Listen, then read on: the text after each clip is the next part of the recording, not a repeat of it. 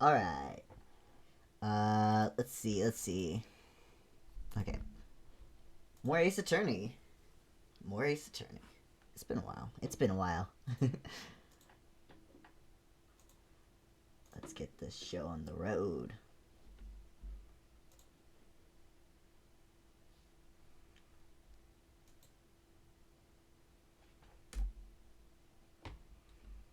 Oh.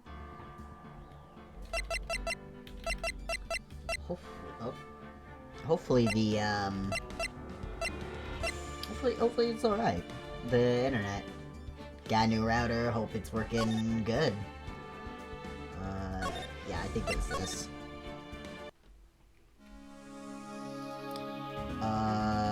What happened last time? Oh yeah, Von Karma. Von Karma might have tried framing, Edgeworth for murder. Right.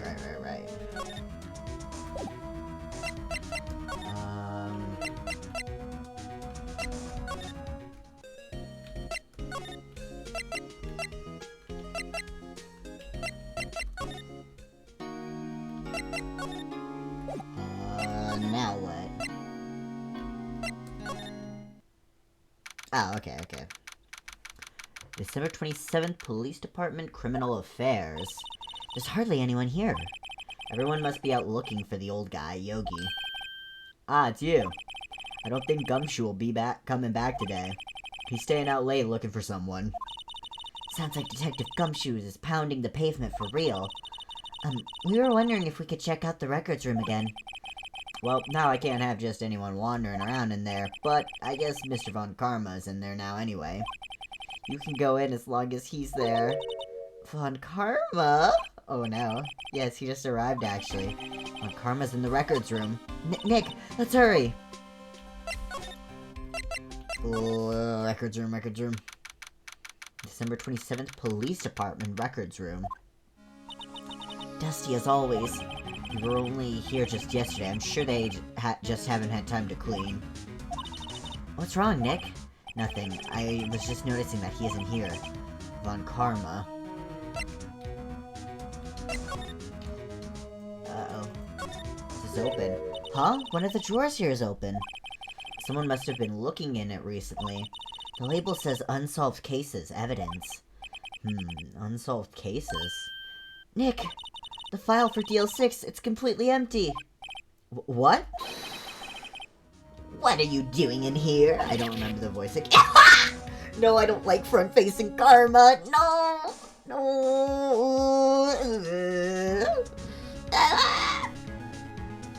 Man's even worse from the front. Eek. Von Karma! You! I don't remember the voice I gave him. Howdy! Welcome to stream. Yeah, it's fucking Karma.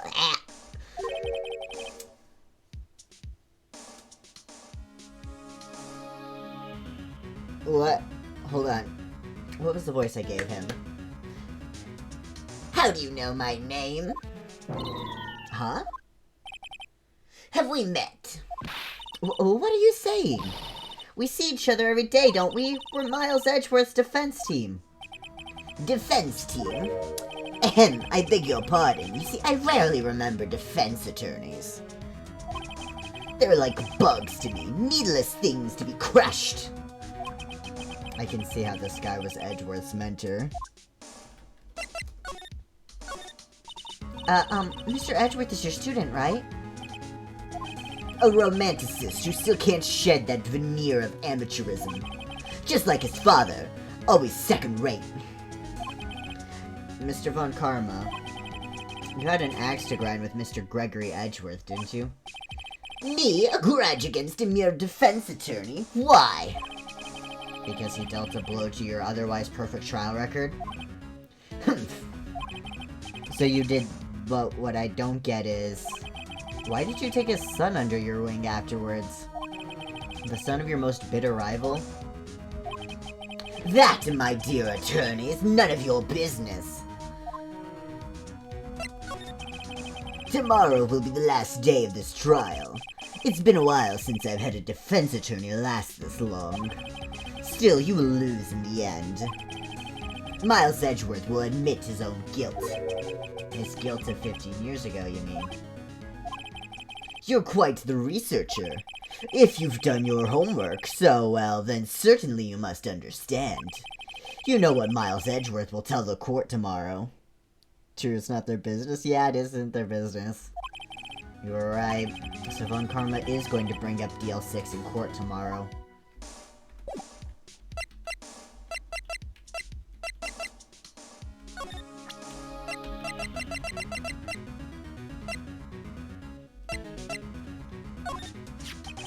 Mr. Von Karma, have a look at this. This was you, wasn't it? You instructed Yanni Yogi to commit murder. Yanni Yogi?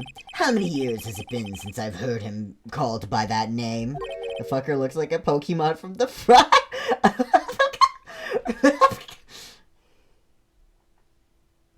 He's a fool. I told him to burn it after he read it. So you admit it? You wrote Mr. Yogi this letter?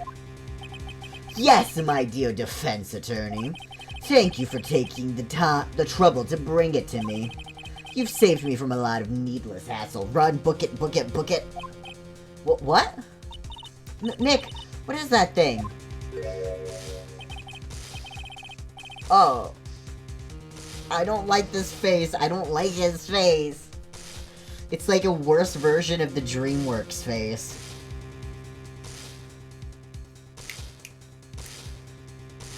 A stun gun for self-defense, usually. Indeed. 600,000 volts will course through your body like a dog touching an electric fence. 600,000? Oh, don't worry. People don't die from it, usually. Now give me the letter. No. No! Whoa, what are you? Nick, run! Ah! Oh my god. Maya! Out of my way. Nick, you should have bolted it. You should have left Maya and bolted it. Ah, he got us. The letter's gone, of course. And he took the DL6 evidence, all of it. Back to having no clues. Wait, Maya jumped first. Maya, is she okay? Maya! Is she okay? Maya, open your eyes! Nick, you should have just bolted it. She would have been fine. You could have gone back for her. You're literally like in a police station. You could have just at least left the room. And Maya! The letter, did he take it? Huh? Oh, yeah. Are you okay? Maya sacrificed herself for nothing. She sacrificed herself for nothing. I couldn't stop him. I jumped as fast as I could, but one shot from that thing knocked me out cold. I'm useless. I'm no good as a lawyer or a medium. I can't even call my sister. Not even now, when we need her the most. I wish I hadn't woken up at all. He is a big dumbass, yeah. Maya? There has to be some way I can help her. I better do something about her self-confidence first. Maya? She's holding something. What is that? A bullet? DL6 incident, evidence number 7, taken from the heart of Gregory Edgeworth. I remember. Von Karma was holding this when Maya jumped him. Still bears clear ballistic markings. Yeah, Phoenix is the one at fault. In fact, you've done better than Phoenix has. You got the bullet. You've done way better than Phoenix. I'll prove it to you, Maya. You're most definitely not useless. I'll prove it to you in court tomorrow. To be continued. How's the stream been so far, by the way? Any problems? Asking because you know the new router. Pog. December 26th, 9:51 a.m. District Court Defendant Lobby Number 2. This is it. Judgment Day. Today things are going to get settled at last. A lot of things. Usually it stops a bit, but not this time. Ooh, that's Pog. Ah! What's the big idea? Sorry, Nick. I only touched your shoulder. I guess the shock hasn't worn off from my run-in with the stun gun yesterday. Anyhow, today's the last day of this trial. Good luck, Nick. Yeah, thanks, Maya. Edgeworth is looking glum as always. I hope Von Karma doesn't push him too hard. Whoa! What are you doing? Sorry, I'm sorry. I just thought I'd cheer you up with a pat on the back. Maya, maybe you should go outside and discharge. Right, good idea. Try not to electrocute anyone on your way out. Whoa, yeah, pal!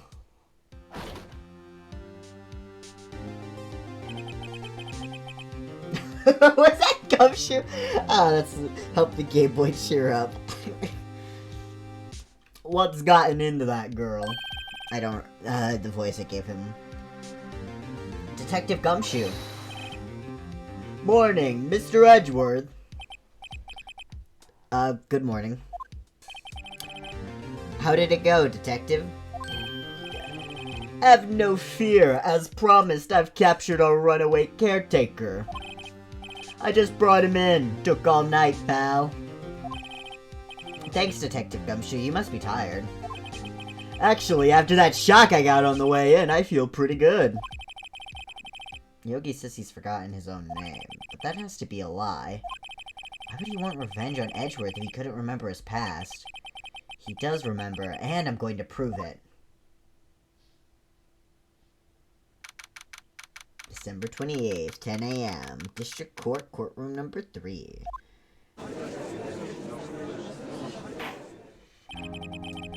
Court is now in session for the trial of Miles Edgeworth. The defense is ready, Your Honor. Sorry, I had flashbacks to front-facing Karma.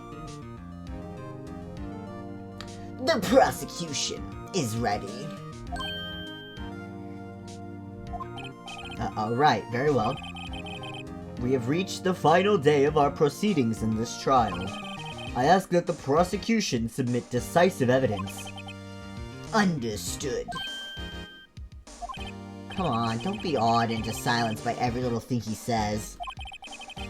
Very well, Mr. Von Karma, your opening statement. Right. Thanks to Detective Gumshoe's efforts, the boat rental shop caretaker has been arrested.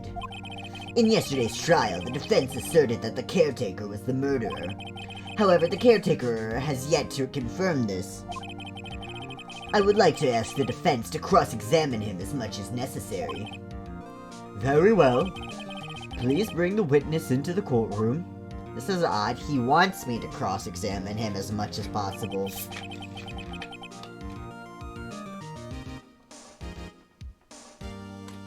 Usually he tries to prevent me from cross-examining. Ladies and gentlemen of the court, I believe you all remember our witness. He lives in the boat rental shop on the lake from where he witnessed the incident.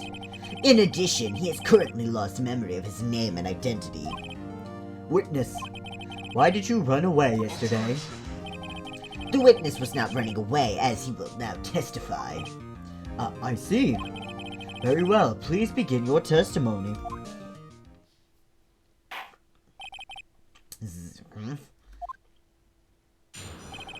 Why I left court. I'm really sorry about just leaving yesterday like I did. But I wasn't running away or nothing. I, went to buy some food for Paul, you see. I figured I got nothing to do with this incident anyhow. I mean, I'd need one of those motive things, right? And I don't got one. I guess, like, he wouldn't say anything that will make him a suspect. That's true. probably wants us to testify to try to further prove that the caretaker doesn't remember anything. But obviously we're gonna prove them wrong. So my testimony yesterday stands as is. Very well. Let's begin the cross-examination, shall we? He has to know his name. Yanni Yogi. You're Yanni Yogi, and I'm going to prove it. I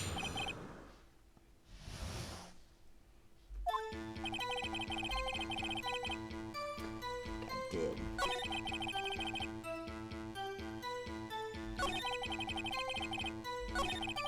I wasn't running away or nothing. Then why did you leave? He's just about to say why. Is it so hard for you to just quietly listen when someone's talking? As I quietly Edgeworth would be guilty in 3 minutes.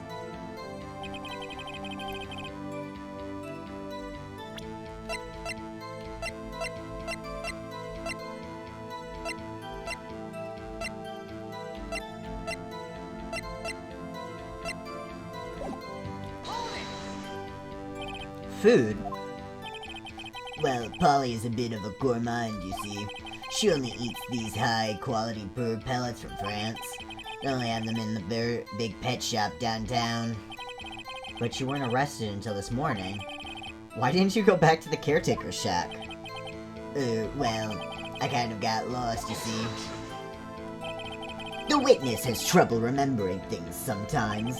When the police apprehended him, he was on his way back to the shack. Yeah, right. Nice try, Von Karma. No one's going to believe that. I see. So he was lost. Please, Your Honor, come to your senses. Dude, I got nothing to do with this. You've lost much of your memory, is that correct? Yep, seems like it. Then how could you know that you didn't have anything to do with this incident? Or maybe you're lying about not having your memory, You know exactly who you are. The witness has testified quite clearly that he has no memory of who he is. If you claim he's lying, then show the court proof. How am I supposed to prove what's going on in that old codger's head? That's impossible. Humph, I'm glad you've come to your senses, Mr. Wright. Very well, witness, please continue. One of those motives things, right? And I don't got one. How can you say you've had no motive? I say you do. You had a grudge against Edgeworth and the victim, Robert Hammond. That's why you took revenge on them, right? Oh my god. Please don't make me repeat myself, Mr. Wright. This witness has no memory of anything beyond several years ago. He can't hold a grudge, it's impossible. I have to prove he's lying about his memory, otherwise it's going to be the same thing over and over until the trial ends. Might I say something, Mr. Wright? I was just about to— Oh, hi, Ducky. What the— This isn't not straight roads. This is only gay roads. Yeah. Yes, Your Honor? You've been saying the same thing now over and over. You've been calling the witness's memory of the past or lack thereof into question. But does this really have anything to do with the current case? Of course, Your Honor. The witness has said he has nothing to do with this case and no motive. Both of these statements are lies. Order! Mr. Wright, there is a serious problem with your claim. Or are you saying you know who this witness is? Of course, Your Honor. Ho! Now this is interesting. I would like to know myself, so who is he? Don't play dumb, Von Karma. Mr. Wright, please tell us this witness's name. His name is Yanni Yogi, a former court bailiff. Yogi? That name seems familiar. I would hope so! Oh! Yanni Yogi from the DL6 incident? He figures the judge would have heard of it. It was such a famous case. What does this mean? Hey, boo-boo. Your Honor, if this man is Mr. Yogi, then he has a clear motive. Tisk, tisk, tisk. Jumping to conclusions again, Mr. Wright. This witness is Yanni Yogi. Fascinating. However, how do you propose How do you propose to prove this to the court? This is a court of law, as you may recall. You need proof. And allow me to repeat once more that the witness has lost his memory. This is it. I have to do this now. If I can't prove he's Yogi right here, right now, then I've got nowhere else to go. Nick, how are you going to prove it? How can you prove that he's Yanni Yogi? It's okay. It's actually quite simple. Your Honor, please take this man's fingerprints. Then we'll compare them to the fingerprints on file for Yanni Yogi 15 years ago. I see, that makes sense. Tisk, tisk, tisk. Huh? I'm so very, very sorry, Mr. Wright. Why? The witness has no fingerprints. What? What? No fingerprints? He fucking burned his fingies. You see, before I worked as a caretaker, I worked at a chemical plant. I burned my fingers working with the stuff. Yep. What? Yogi, you sneak. You burned your fingerprints off to hide your past.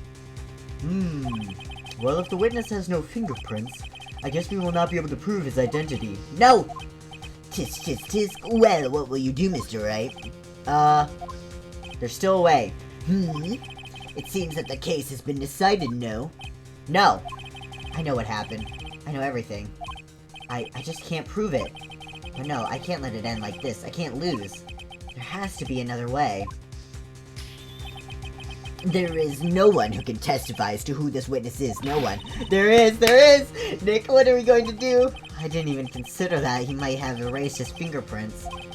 What do I do? The fucking parrot! The fucking parrot! We're gonna fucking have the parrot testify! Tisk, tisk, tisk. Well, Mr. Wright, perhaps you'd like to cross-examine his parrot for a little comic relief, Yes! Yeah, very funny. You're a sore winner, Von Karma. Wait a second. Cross-examine his parrot. Yes! Let's go! What is it, Nick? No, you're not going to... Your Honor! The defense would like to take Mr. Von Karma up on his proposal. Take Von Karma up? On my proposal? Exactly, Your Honor. I would like to cross-examine the witness's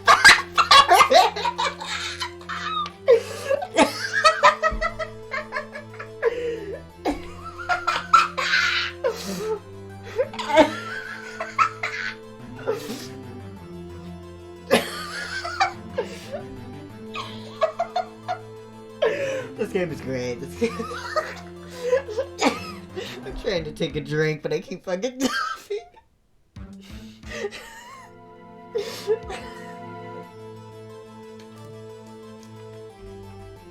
God. Okay.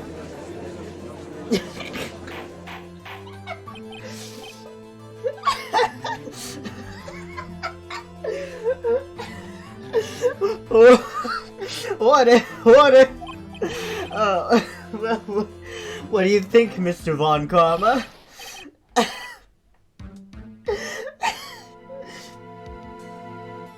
Also, following up the stream seems very epic. That's good. Need you even ask? This is a farce. I object.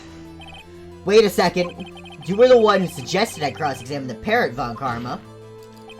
I have a right to do as you suggested. Well, if you're so desperate, then please, be my guest! Of course, should you go through with this, and nothing comes of it, then I hope you're ready for the consequences. Nick, this is crazy. Well, still want to go through with your little game? Yes, absolutely. Let the parrot take the stand! I will cross-examine her, Your Honor. This is the most ridiculous thing I've ever heard. Von Karma's rigged every person's testimony, every piece of evidence, except the parrot. She's my last chance. At least, I think so. Bailiff, bring in the parrot.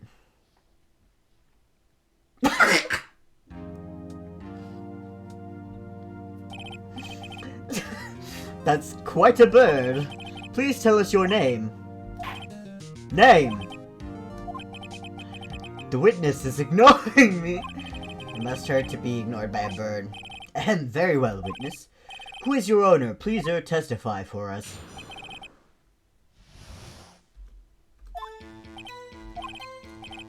Hello, Squawk. Certainly the most concise testimony we've heard so far. Very well, begin your cross-examination. Right. What are you going to do, Nick? I don't know. What do we do, Maya?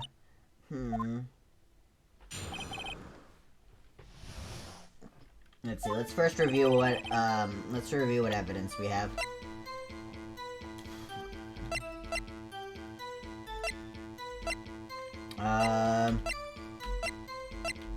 Answers to the name Polly.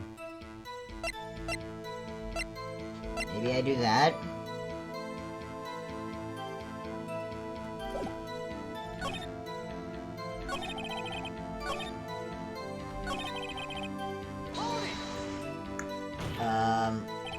Witness, you can't just say hello and expect us to get it. I want you to testify, Maya. You talk to her. Right.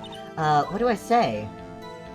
Have we forgotten something? As I recall, 2 days ago. Polly, have we forgotten something? Squawk, don't forget DL6, Squawk. If I can get Polly to say that here, that will prove that the caretaker had something to do with DL6. Polly, have we forgotten something? Hello, Squawk? That's not what you're supposed to say. Forgot something, we forgot. Hello, Squawk? Uh-oh, it's not working, Nick, she won't say it. This is ridiculous, why won't she say it? Tisk, something the matter, Mr. Wright. Wait, don't tell me Von Karma expected this. He couldn't have retrained the parrot, could he? Did he train her not to respond when we asked if we'd forgotten something?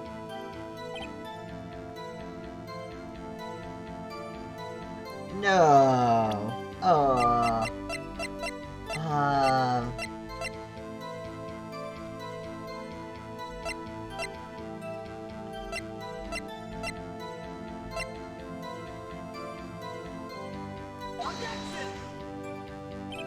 Evidence nope. Yeah, that's what I figured.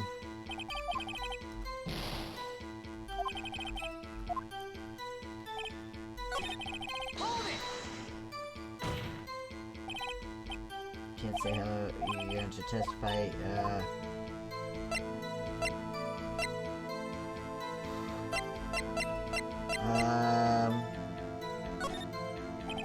Maybe I should get her to say her name. Polly, what's your name? Polly, Squawk. Mr. Wright, I think we've established that this parrot is named Polly. Does this have anything to do with her owner's identity?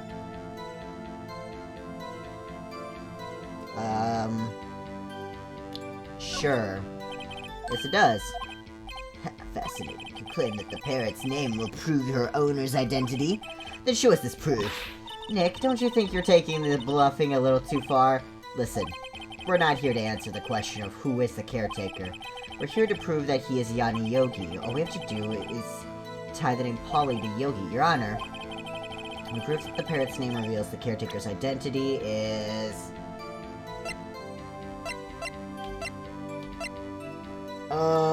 Can I undo? I don't think I...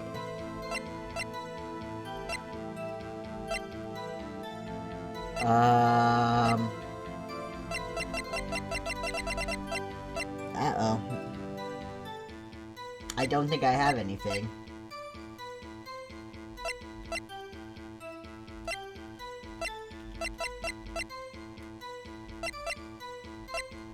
What do I do?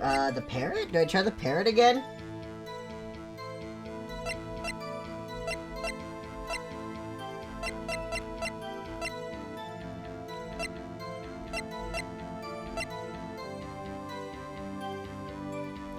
Maybe?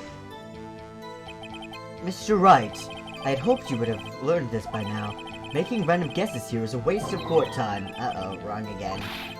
That is all. Witness, continue your testimony.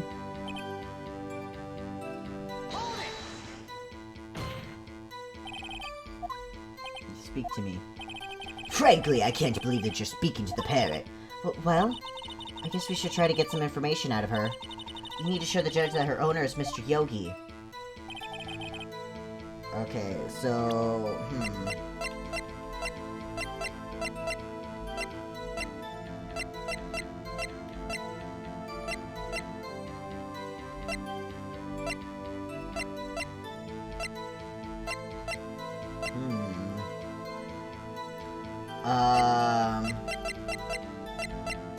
What's this look like?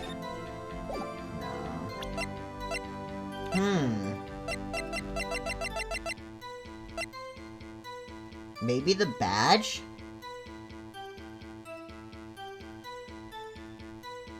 Because I know Yanni recognized the badge. I wonder if the parrot would too.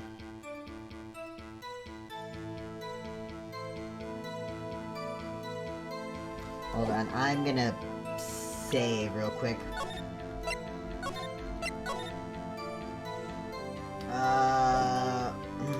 Or maybe say something about DL6? Say something about DL6 maybe might be good.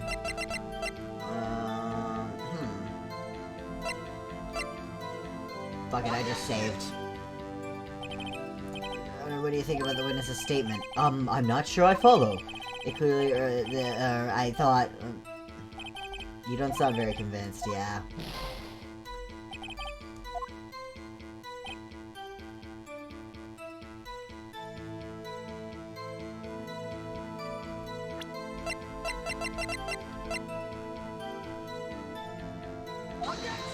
Yeah, I'm just gonna start trying anything. Whoop. Let's see, and then let's try the badge, maybe.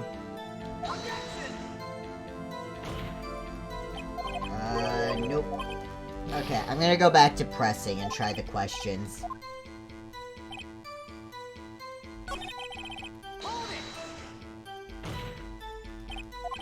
I want you to testify, you talk to her. Right, what should I say? What's the safe number? Maybe I'll get her to say the number of that safe. Huh? The safe? Why? Let's just try to get her to say anything, okay? Polly, what was the number to the safe in the shack? 228-1228. My, what a reckless parrot. Well, Mr. Wright, you aren't claiming that this number has something to do with the caretaker.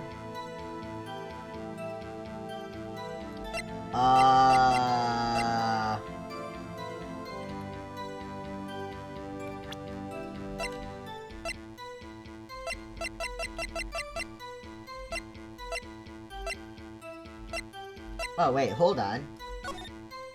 Oh! Oh! Oh!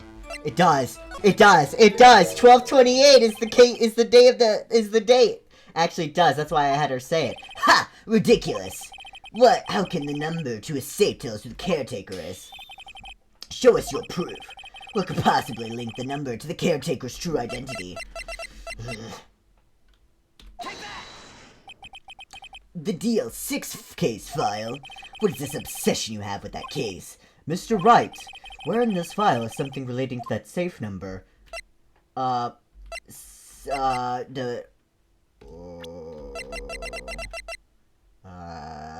Check. Case summary. The case summary, okay. It's on the case summary page. The case summary? Specifically, the date on which the DL6 incident occurred. The date of the incident, December 28th. Why, that's today's date. 15 years ago. And the number on that safe is 12/28.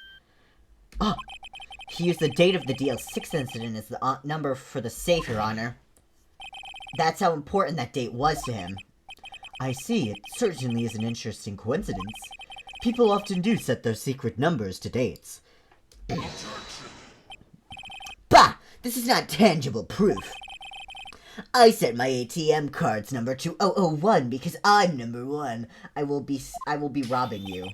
This has nothing to do with a date. Nothing. Indeed. Alone, it is a little weak for evidence in a murder trial. We would need some other corroborating evidence. Where am I going to find that? Nick, we're getting closer. One more. We can just get one more piece of evidence. Right, but what? Very well, witness, you may continue. Is there another piece of evidence that relates to Polly? Check. Heir is age 35, age 9, 1 bullet to the heart, the murder weapon was fired twice. Yanni Yogi. After his arrest, fiancé Polly Jenkins. Oh! Ah! I didn't know his wife had a name. I didn't know he was married. Alright, get the name, get the name.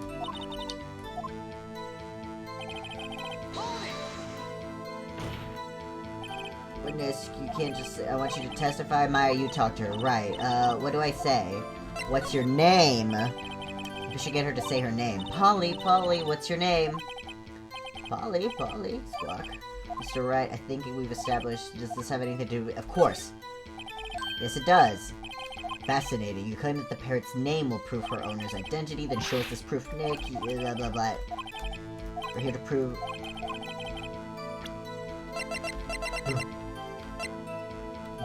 This.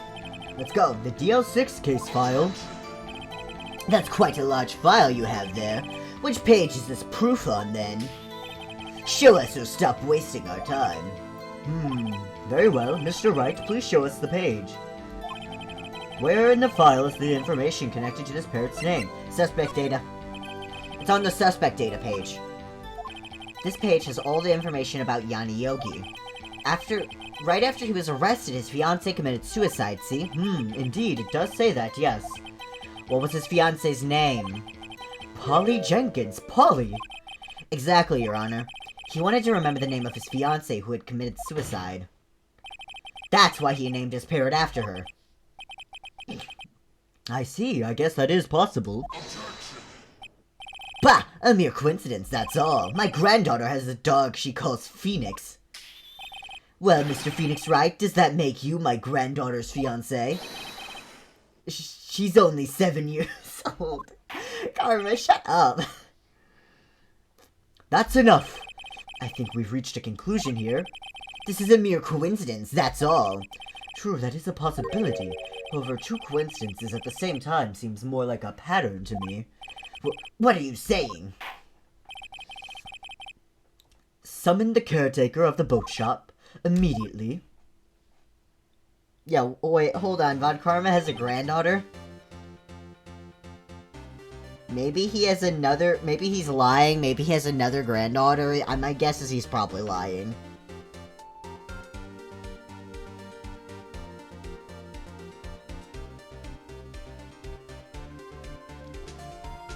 Yeah, I guess she could have a sibling. Witness, tell us your name. Wait! This witness, he doesn't remember. No, it's okay. Ah! I've accomplished what I wanted to do. I'm done. Oh, why does he look like that? Nick, he looks totally different, yeah! This is the real Yogi, I think, finally. He's been acting feeble to hide his true identity. Acting for 15 years. Well, let me ask you again. Please state your name for the court. My name is Yanni Yogi. 15 years ago, I served as a bailiff in this very court. Yogi there. Order! Yanni Yogi. So, was it you who killed Robert Hammond and tried to frame Miles Edgeworth for his death? Yes, it was me. I did it. They put me on the witness stand 15 years ago. Robert Hammond, he said I was mentally unsound. He told me it would make me innocent, get me off the hook. So, I pretended to have brain damage. I was innocent, really, but he didn't believe me. We won the trial, but I lost everything. I lost my job, my fiancé, my social standing. Then this year, 15 years later, a package arrived. It was a letter and a pistol. The plan was written out in careful detail. It was a plan for me to take my revenge on the people who ruined my life. I didn't care who had sent it. I thought this was my chance after 15 years. This was it. Finally, a chance to have my revenge on Robert Hammond and Miles Edgeworth. This man got so mad at a 9-year-old. Imagine holding a grudge against someone you knew when they were 9. Full-grown man having a grudge against a 9-year-old. I have no regrets. Wait a moment. Revenge against Miles Edgeworth? What do you mean? I'm not at liberty to speak on that matter. Why don't you ask Mr. Edgeworth yourself? Anyway, I admit it. I was the one who killed Robert Hammond.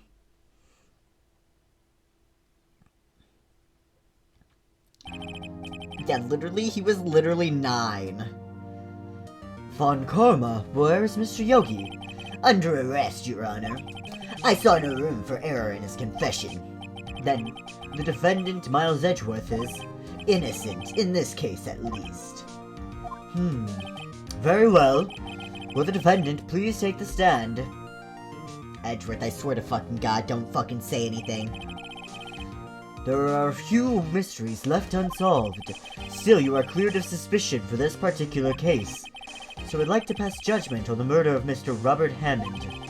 Any objections? I don't believe it. Why isn't Von Karma saying anything? Very well. This court finds the defendant, Mr. Miles Edgeworth, not guilty!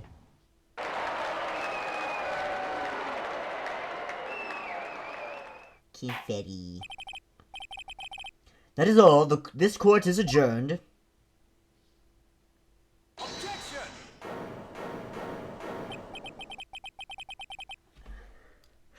Edgeworth! Edgeworth! Ah! Did someone just say objection? It wasn't Von Karma. Wait, but that means... No. Edgeworth!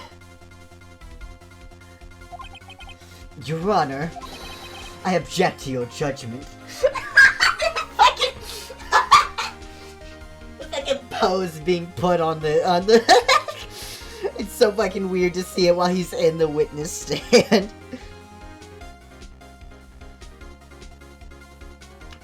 Bro, I don't think the judge is that direction. What do you mean? I'm not innocent at all. As we have heard, Yanni Yogi killed Robert Hammond in revenge. But revenge for what? Nick! Edgeworth is trying to confess. He's going to say he's guilty. He's going to tell them he was a murderer in the DL6 incident. He's going to tell them he killed his own dad.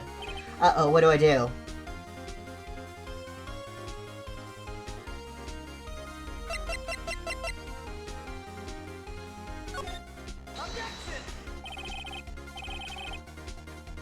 The judgment has already been passed. I object to Edgeworth's outburst. Didn't something like this happen yesterday, too?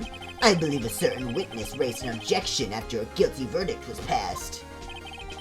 That would be Larry. We must hear this new statement. We must hear Miles Edgeworth. He's right. We have a duty to hear Mr. Edgeworth out.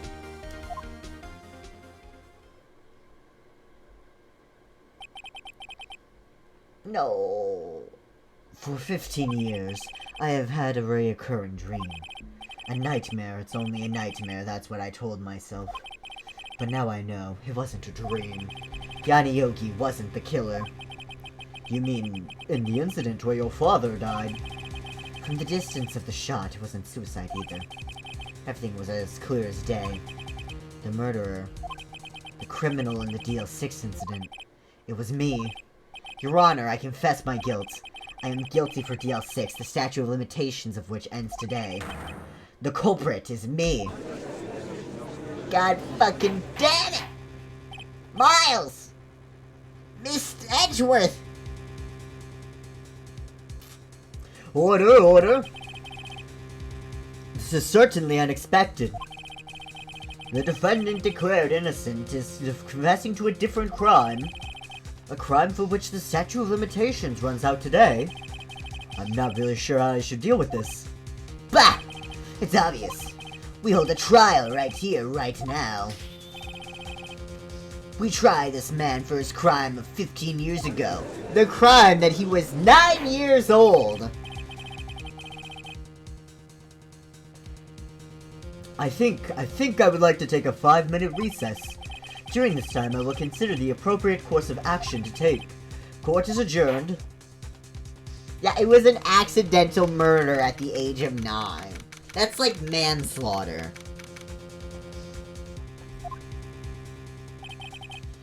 I'm sorry, Wright. I just wasted all of your effort. Mr. Edgeworth, I just don't believe it, sir. I mean, you kill your dad. I didn't want to believe it myself, Detective. But it's the truth. I deserve to be punished. Murder is murder, no matter what the circumstances. This is crazy, just crazy. That's not worth. Nick, what are you doing? Huh? Oh. I was just reading through the court record once more. I'm getting my case ready. Your case? For what? Huh? Isn't it obvious? I'm going to prove that Miles Edgeworth is innocent. What are you talking about, pal? He just admitted to it. He confessed that he did it, in court. I'm sorry, Edgeworth, but I don't believe your nightmare. What? It's just a dream. It's not real. The truth is right here, in this court record.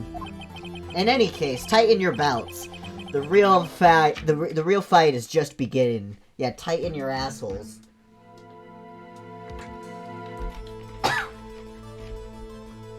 Pass Edgeworth my number. I'll prove you're innocent. Trust me. Right.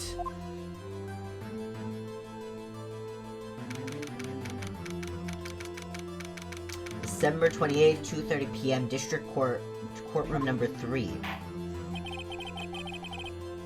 Now then, I would like to resume our trial. Judge! Miles Edgeworth has admitted his own guilt. He has confessed his crime. Let us begin by hearing his testimony. Then, though pointless, let the defense do their cross-examining. I'll prove you're innocent and fucking probably. The statute of limitations on the DL6 incident runs out today. Though it's unconventional for me, I'd like to run this one by the book. I see. Does the defense have any objections? No, Your Honor. Von Karma, you knew this was going to happen from the very beginning, didn't you? Very well. Will Miles Edgeworth take the stand? Will the witness state his name and profession? Miles Edgeworth, I am a prosecuting attorney. Mr. Edgeworth, 15 years ago, you mistakenly killed your father, Gregory Edgeworth. Is this correct? It is correct. Then testify about this matter to the court. When Edgeworth was telling me about his dream yesterday, I noticed something. One detail didn't quite fit. That will be the key, but only if I can get it to work. Please, please. The DL6 incident. That day, I had gone to the courtroom to observe one of my father's trials. As we went to leave, an earthquake struck, trapping us in the elevator. My father and Mr. Yogi lost their composure and began to argue. Just then, something very heavy fell at my feet. I picked it up and threw it at Mr. Yogi. I wanted them to stop fighting. A moment later, there was a single gunshot, then a scream. It was a terrible scream. I remember it to this day. That's all. And until now, you thought this memory was a dream? We were stuck in that elevator for 5 hours. The oxygen in the elevator ran out, and I lost my memory of the events. Bah! The same claim Mr. Yogi has made. Very well. Mr. Wright, your cross-examination, please. Yes, Your Honor. Alright, hold on.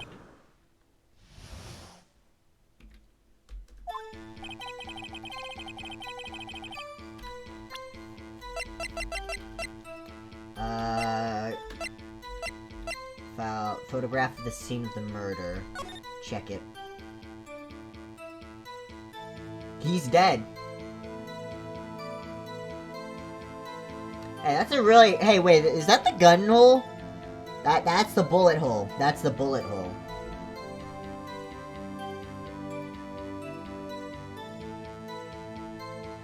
That's the bullet hole.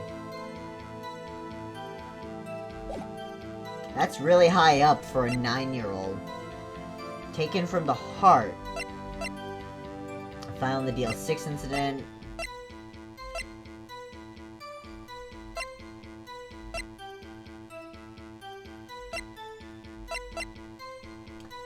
Taken automatically and...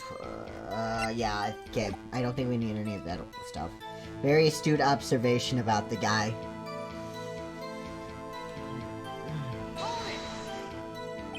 What was the trial your father was involved in on that day? I don't remember things very clearly. Only 2 things. I know my father lost and Mr. Von Karma was the prosecuting attorney. Mr. Von Karma, you were handling that case. It was 15 years ago. I don't remember the details. That was when Edgeworth pointed out the problem in Von Karma's case. Evidence. Hold on. Excuse me. I don't have very much life left, and I don't want to go through all that. My father and Mr. Yogi lost their composure and began to argue. What did you do then? I was a 9-year-old boy at the time. What could I do? I was scared, trembling in the corner. But then...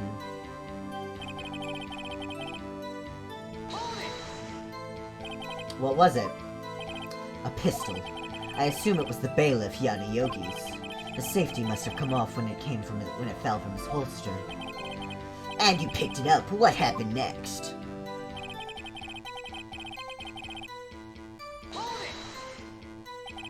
Did you know it was a pistol when you threw it? I think I knew. I knew it was dangerous. But the air was getting so thick, I panicked. So you're saying that you threw the pistol at Mr. Yogi? I was in a daze. Later there was a single gunshot, then a scream. The gun fired once. Yes. I think after I threw it, I lost consciousness. Since then, they've echoed in my head every day. That gunshot and that horrible scream. The scream?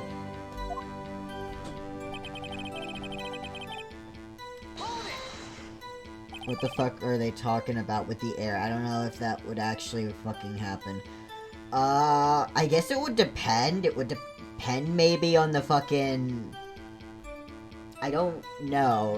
It is very odd that they keep saying the air was thick. I think they mean that the fucking oxygen was leaving, was going out.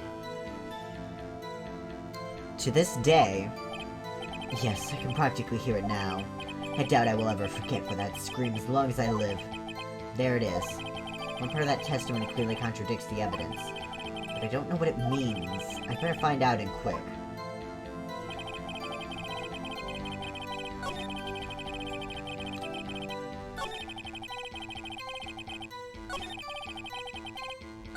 I picked it up and threw it at Mr. Yogi. I wanted them to stop fighting. A moment later there was a single gunshot, then a scream. Tab. Enter. Air in elevator was oxygen depleted at time of incident. No clues found. Yeah, I do have to wonder. I don't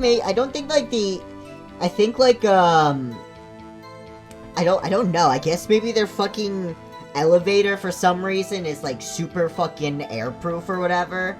So it was more so that it was going out from them breathing. It was depleting from them breathing. Defense attorney, trapped in elevator, returning. One bullet found in it. The murder weapon was fired twice.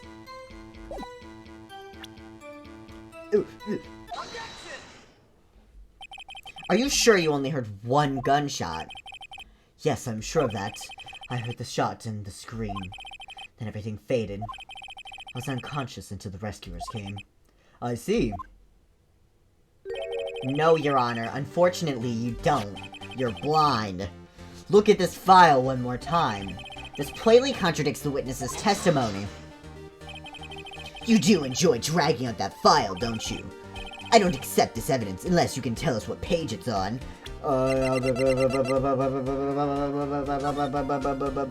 Victim data. Which page contradicts Miles Edgeworth's testimony? The victim data, please be nice. Look at the victim data in this file. It says it quite plainly. The murder weapon was fired twice. Miles Edgeworth only heard one gunshot. Yet the murder weapon was fired twice. The first shot was the accidental firing when the pistol was thrown. So, who fired the remaining shot? Was there perhaps another shooter who fired that second shot? Your Honor, as I'm sure you're aware, this incident occurred 15 years ago. The evidence is dated. The pistol did fire twice. However, we do not know when that second shot was fired. It might have been fired the day before the incident. There is no proof that the second shot had anything to do with this incident. What? I see. You do have a point, Mr. Wright. The murder weapon was fired twice, as we have heard. One of those shots was fired by the defendant, a boy at the time. Do you have any proof that the other shot had something to do with the case?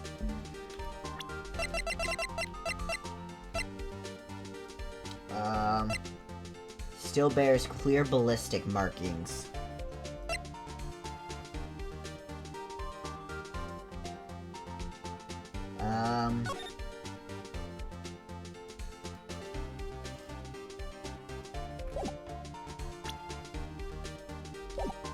Yes.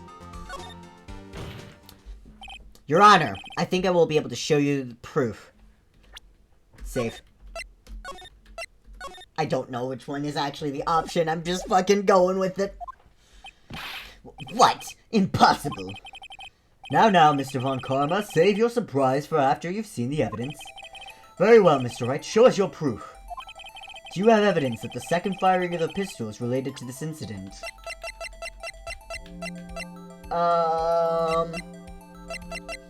Is it the fact that is it the photo? The fact that there's there's two, he got shot, and then there's also a bullet hole in the fucking window that's, clear of any blood. If he got shot in front of it, there would be some blood on the door. I know this is a I know this is a children's game, so they have to do some censoring, but there's very obviously blood in this picture already, so... Last time I played this was 2 years ago. Look at this photograph. This is a photograph of the incident at the crime 15 years ago. I can see that the victim lying there is Gregory Edgeworth. This proves the murder weapon was fired twice at the time of the incident. This photo proves it.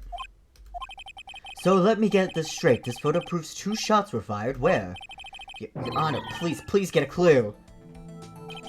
Show the judge the contradiction in the photo.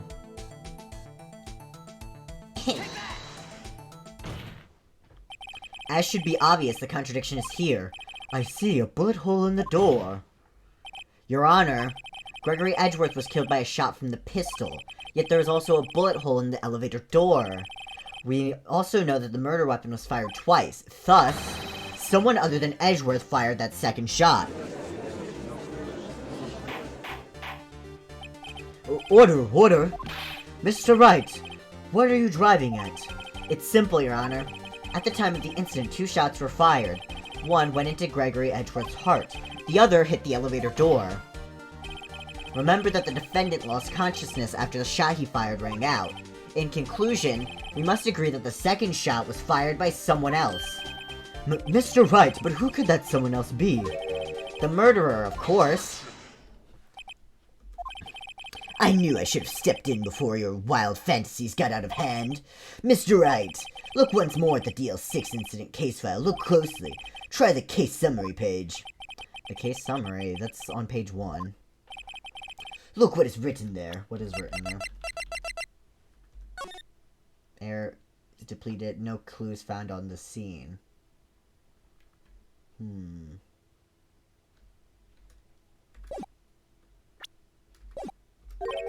Not a single clue was found on the scene. If the pistol had indeed been fired 2 times, then the other bullet would have been discovered on the scene. He does have a point. That second bullet has never been found.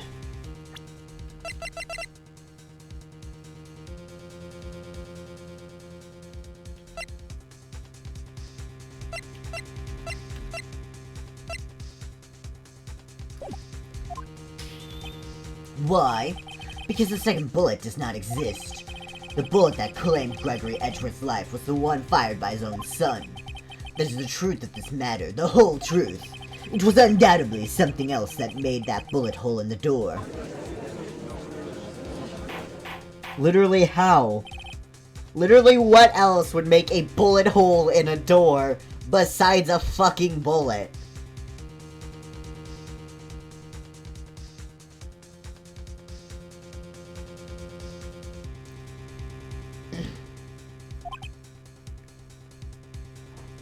Wait, what did it say? Air in elevator was oxygen. Yeah, it says oxygen depleted.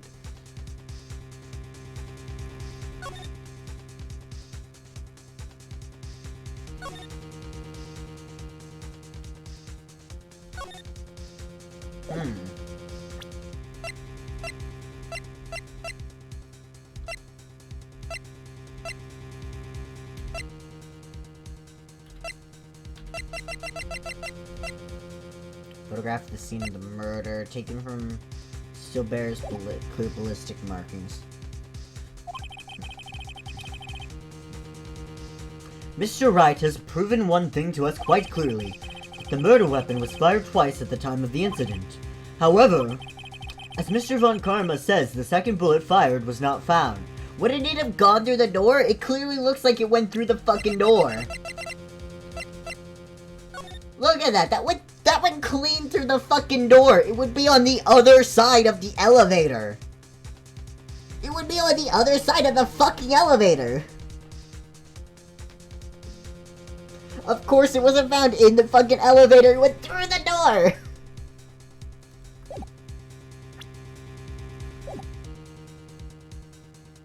And what would catch it outside the elevator? The other door. The other elevator door?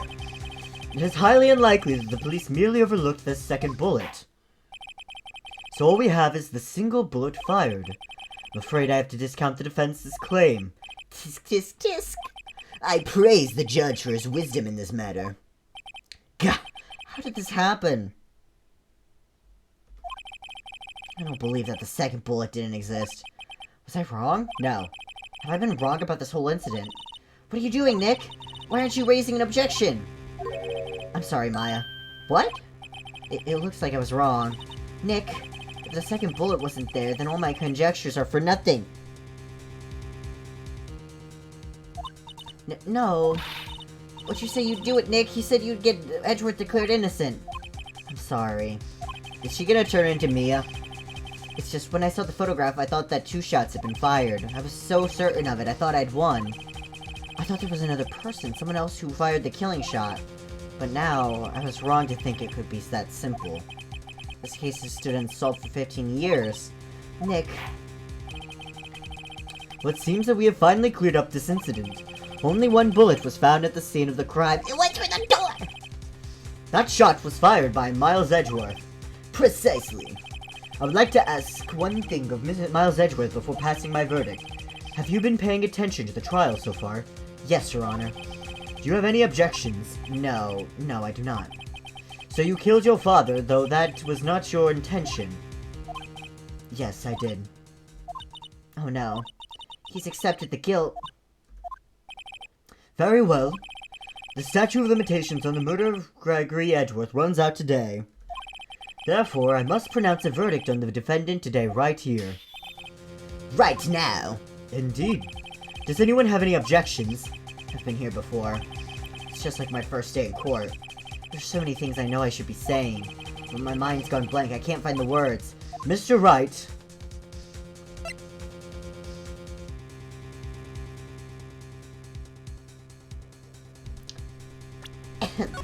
Excuse me. I have an objection. It went through the fucking door. Your Honor. I object. Tisk, tisk, tisk. Mr. Wright, on what grounds do you object, Ugh. Nick. I don't know. This case is perfect. Oh no. Ugh. It must exist. The second bullet. What? What did you just say? Nothing. The second bullet must exist. But where? Someone took it. Who? It seems waiting is not going to produce any answers from Mr. Wright. Wait, Your Honor.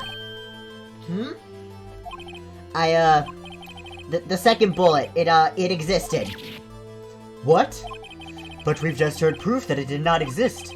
I realize that, Your Honor. I'm really grasping here. It's just someone took it from the scene of the crime. That's what happened. But who? The murderer. The murderer? Then tell us, just who is the murderer? I'm still thinking about that one. So the criminal took the second bullet, but why? Huh? First of all, how would they have found it? It's not easy to find a stray bullet, Mr. Wright. Was there some pressing need for the murderer to search for the bullet? Of course there was a need. That's why they took it. Bah! What possible reason could they have had? Well, the reason the murderer took the bullet away from the scene with them is the bullet would be proof.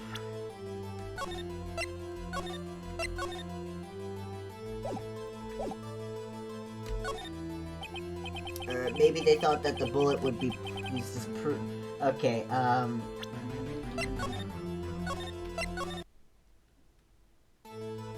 the murderer was cautious. Well, the murderer was very cautious, you see. That's why the murderer had to search for that bullet. If that was the case, then they should have taken the bullet from inside Gregory as well. Huh? Why would they only take one of the 2 shots fired? Oh, right. Mr. Wright, have you really thought this through? Excuse me. Okay, it turns out I had it right the first time. Or maybe they thought that the bullet would be used as proof? Proof? It was a special bullet, so they took it with them. If that was the case, then they should have taken the bullet from inside Gregory as well. Huh? Why would they only take one of the 2 shots fired? Oh, right. If you really thought this through, I'm going to have to penalize you. Uh-oh.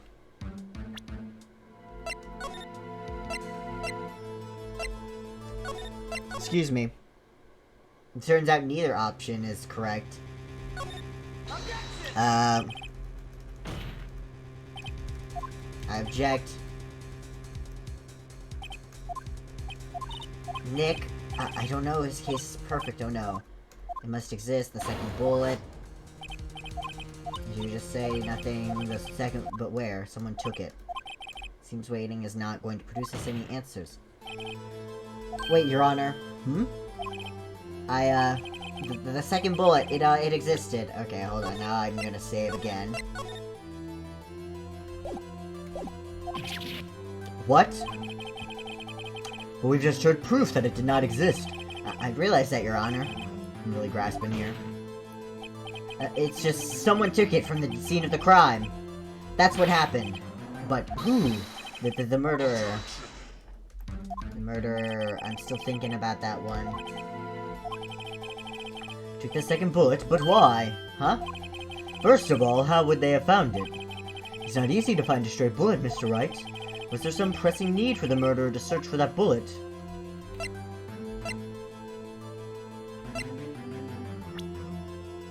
Okay, now this... I clicked that the murderer had to find it. Why would the murderer have spent the time to look for that stray bullet? I haven't got a clue. What's wrong, Mr. Wright? Bah! The murderer had no reason to take that bullet. You don't want to admit it, but it's true. I had to take it. Had to take it. The murderer... What does that mean? You're thinking too normal. Think crazy. Don't think why the bullet was taken.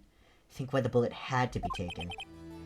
Mr. Wright, yes, Your Honor. I have no idea what I'm doing. Well, the murderer had no intention of taking the bullet from the scene. But, the murderer had to take that bullet.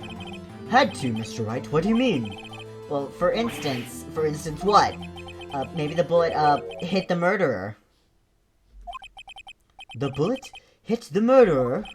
Just saying, for instance. I mean, if it hits you, you would have to take it with you, wouldn't you? It's not like you could perform surgery right there. You know? Wait a second. I was just talking off the top of my head, but what if that's really what happened? Let me get this straight.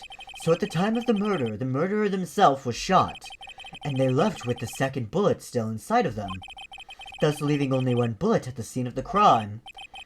Yes, I guess that's how it would work, yes. But there's a problem with that. The other two people rescued from that elevator, Miles Edgeworth and Yanni Yogi, were both unharmed. So that would mean... The murderer came from outside, yes.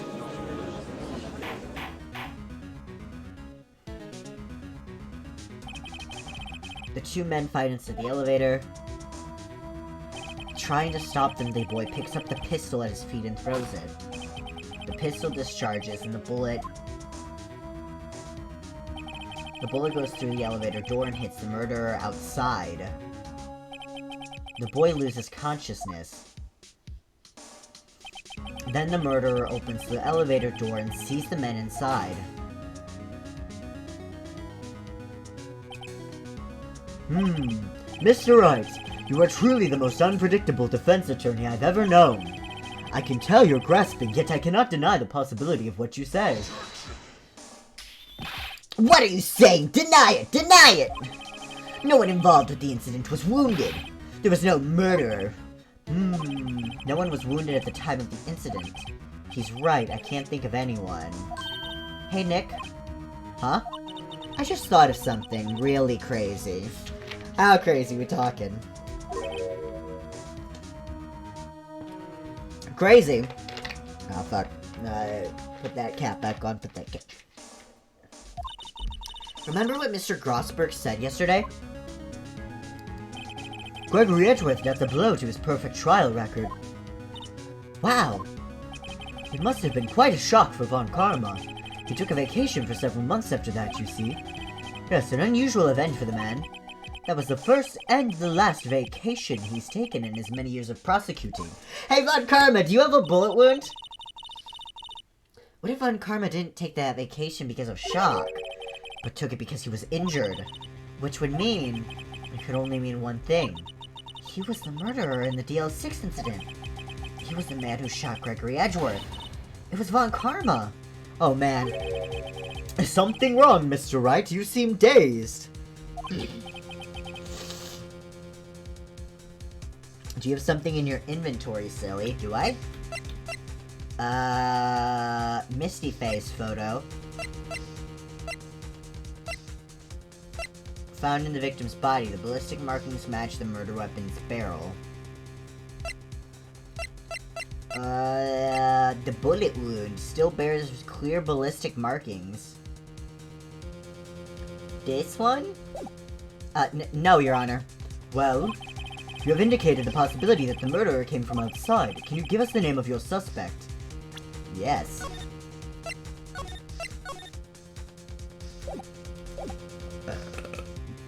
Why are you crying? Did I get it wrong? Is it not the bullet? Is it not this bullet?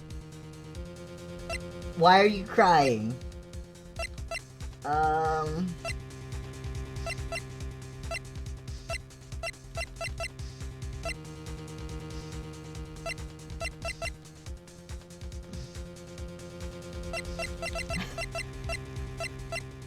What, do you have something in your inventory, a silly little item to use on our little friend?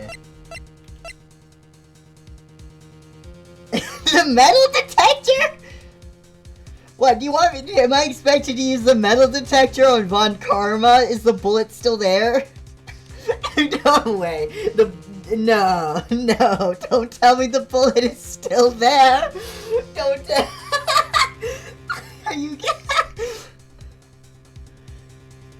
The bullet is still there, I'm gonna lose it. Why would he keep that there? Why did he not just remove it? Buddy, can you give us the name of your suspect? Uh-oh, should I come out and say it now?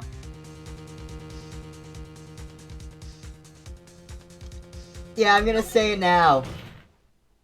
Your Honor, there is a suspect. One lone suspect. Well, this... Whoops, sorry. Wrong voice. Well, this is certainly interesting news. Very well, Mr. Wright. Who is your suspect? My hands are shaking. What? Von Karma! Let's go! Von Karma?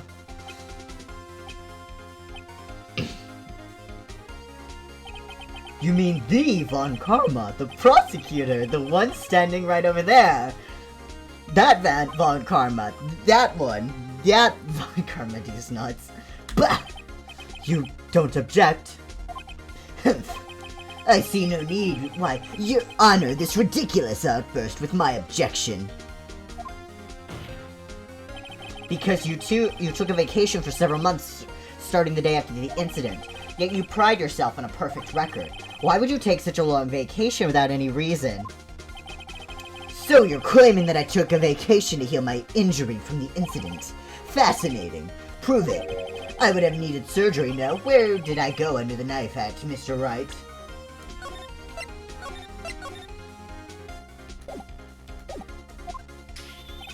Bring the doctor that operated on me. Have him testify.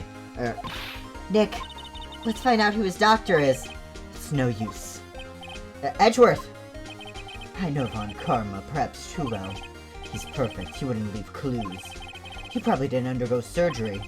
I would leave a doctor as a witness. There is one clue! Nobody's that perfect. So what, Nick? Did Von Karma pull the bullet out by himself? That's insane. No, he couldn't have. You can't just pull bullets out of yourself. Wait. What does that mean? That bullet has to be somewhere. But where? Tisk. Well, Mr. Wright, can you produce evidence to prove that I was shot? Yes! Alright, Von Karma, I'll prove it. And I'll even use evidence. I know how you like it so much. What? The evidence that proves Von Karma was shot is... Von Karma is perfect. He wouldn't risk surgery leaving an evidence trial. So then I ask, where is that bullet now?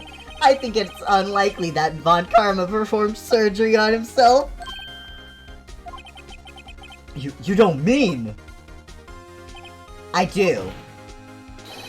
There is the possibility that the bullet is still inside Von Karma. What if I just lied to you and you died? I mean, it seems very much like it's gearing up that that's the case either way. Is that even possible for all these years? Well, there's one way to find out. We could use this metal detector. Well, Von Karma, I'm going to run this over you and see what we find. He's sweating! He's sweating! I refuse! You refuse? But refusing this means... you acknowledge that the bullet is still inside you. Let's go! Order! Your Honor, the defense requests that we be allowed to use the metal detector. Judge, I call for a suspension of this trial! This is an invasion of privacy! Wow, I just spit all over my desk pronouncing that P. Hold on, let me wipe that up. Keep my monitor nice and clean.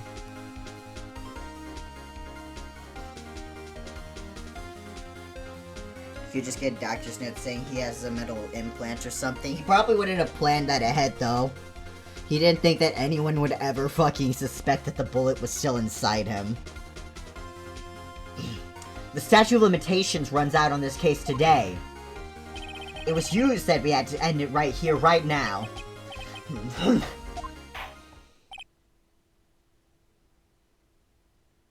Oh, for the every time he goes in airplanes or like those metal gate, the signals just go off.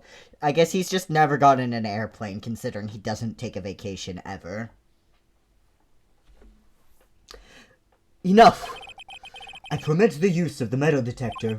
Mr. Von Karma, you will submit yourself to testing. Nick, what does this mean? I don't know, but we have to give it a shot.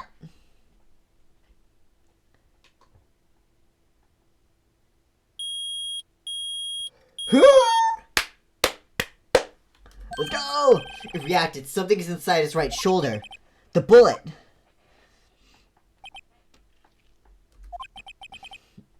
Mr. Von Karma. You. It was you. I was afraid this would happen, and so I remained silent. Indeed, there is a bullet in my shoulder. However, it has nothing to do with this incident. What? It was shot in the shoulder long before the DL6 incident. I was shot. I claim that the bullet in my shoulder has no relation to DL6. Why would you leave it there? Then why would you leave it there?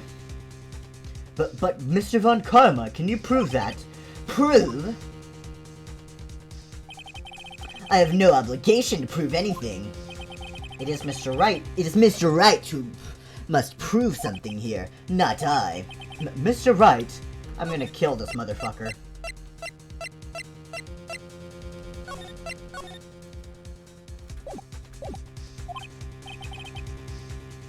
And have it removed and have the ballistics testing. Well, can you prove it? Can you prove that the bullet in Von Karma's shoulder was from DL6? Of course he can't. You don't have any proof of the you don't have any of the DL6 evidence. That's because you took it out of the records room yesterday. With no proof, you cannot convict me of any crime. So sorry, Mr. Wright. Well, we do have a bit of evidence. No, I'm the one who's sorry, Mr. Von Karma. What? You were close, one day away from freedom. But you see, I have proof. What? Who would have thought you would dig your own grave trying to convict Edgeworth? I can link that bullet in your shoulder to the DL6 incident.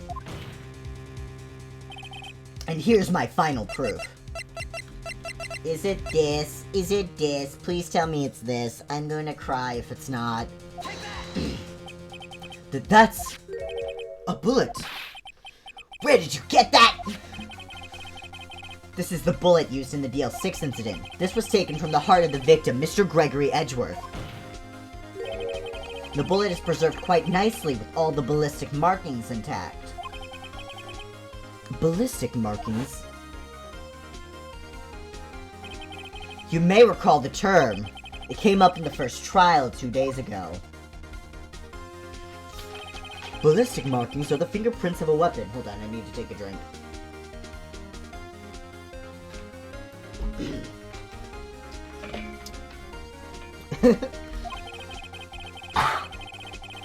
Cough to clear my throat. All bullets fired from a gun are marked with that weapon's unique pattern. By examining the markings, you can tell which weapon fired the bullet. It's quite accurate. We have 2 bullets in our possession. One, the bullet removed from Gregory Edgeworth's heart. The other, Mr. Von Karma, is the bullet buried in your shoulder. We could analyze both bullets. Then, if the markings matched, we would know that both bullets had been fired from the same gun. The very same pistol, in other words, the murder weapon that killed Gregory Edgeworth.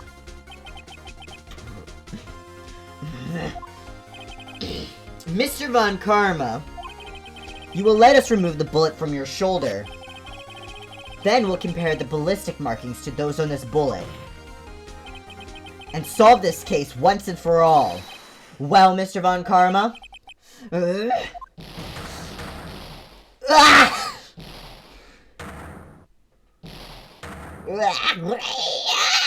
That's him. That scream. I've heard that scream before. Wait, I know. Help, I can't breathe. Quiet, I said quiet. You're not making this any easier. Stop breathing my air. I'll stop you. Stop breathing my air. Get away. Get away from my father. Ah!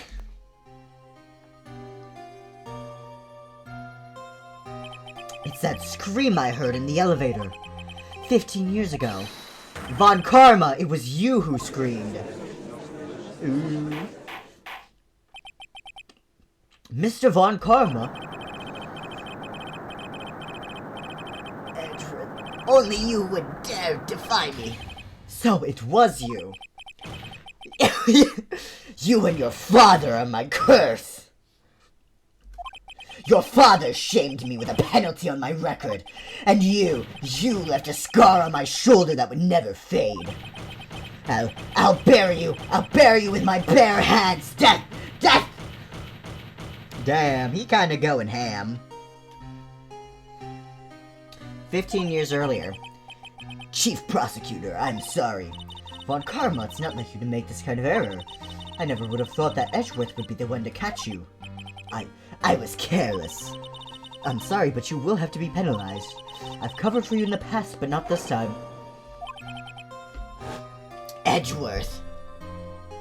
Death, malice, anger, death, malice, anger. It was a shock like none I had ever known. Me, penalized. It took hours for me to regain my composure. Suddenly I found myself in the darkness. I was in the court records room. I must have wandered in there without thinking where I was going. The room was pitch black. The lights must have gone out. I went out into the hall and felt my way to the elevator. I pressed the button, but nothing happened. Then, there was a noise. I was in pain, with horrible burning pain in my shoulder. Just then, the lights came back on. The elevator door opened before my eyes.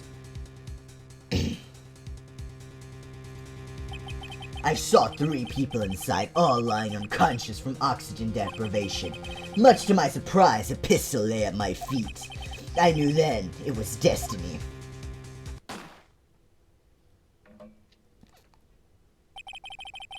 He didn't even plan it either. Yeah. In his last moments, Gregory Edgeworth was still unconscious. He died never knowing who had shot him.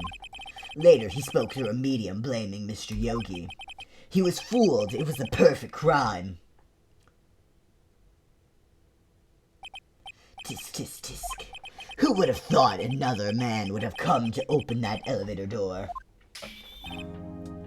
He literally didn't need to do that. Also, like, damn. Yeah! Literally, none of this would be happening if Edgeworth hadn't fucking done shit. That's his fault. Judge! What? What are you doing? Do your job. Bring an end to this miserable charade. Now, end it. Very well. It appears that we have come a very long way to the end of this maze. 15 years later, Mr. Miles Edgeworth. Yes, Your Honor. You were innocent. You are innocent. As you said, it was all a nightmare. Yes, Your Honor. This court finds the defendant, Mr. Miles Edgeworth, not guilty. Yeah, he was literally 9, though. They were really gonna put him to fucking jail for something he did on accident when he was 9. That is all. This court is adjourned. What are we gonna do about Von Karma?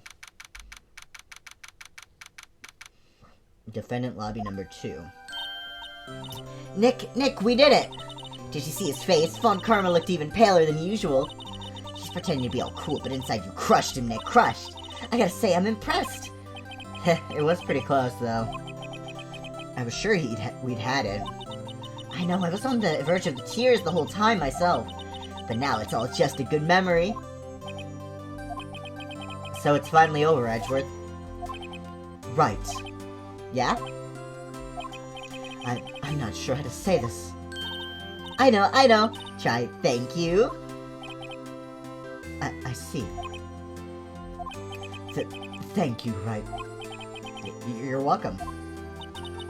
I think you could have done better than that. Sorry, I'm not good at this sort of thing.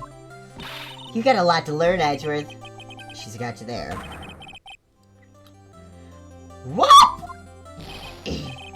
Amazing, pal. You pulled through just like I thought you would.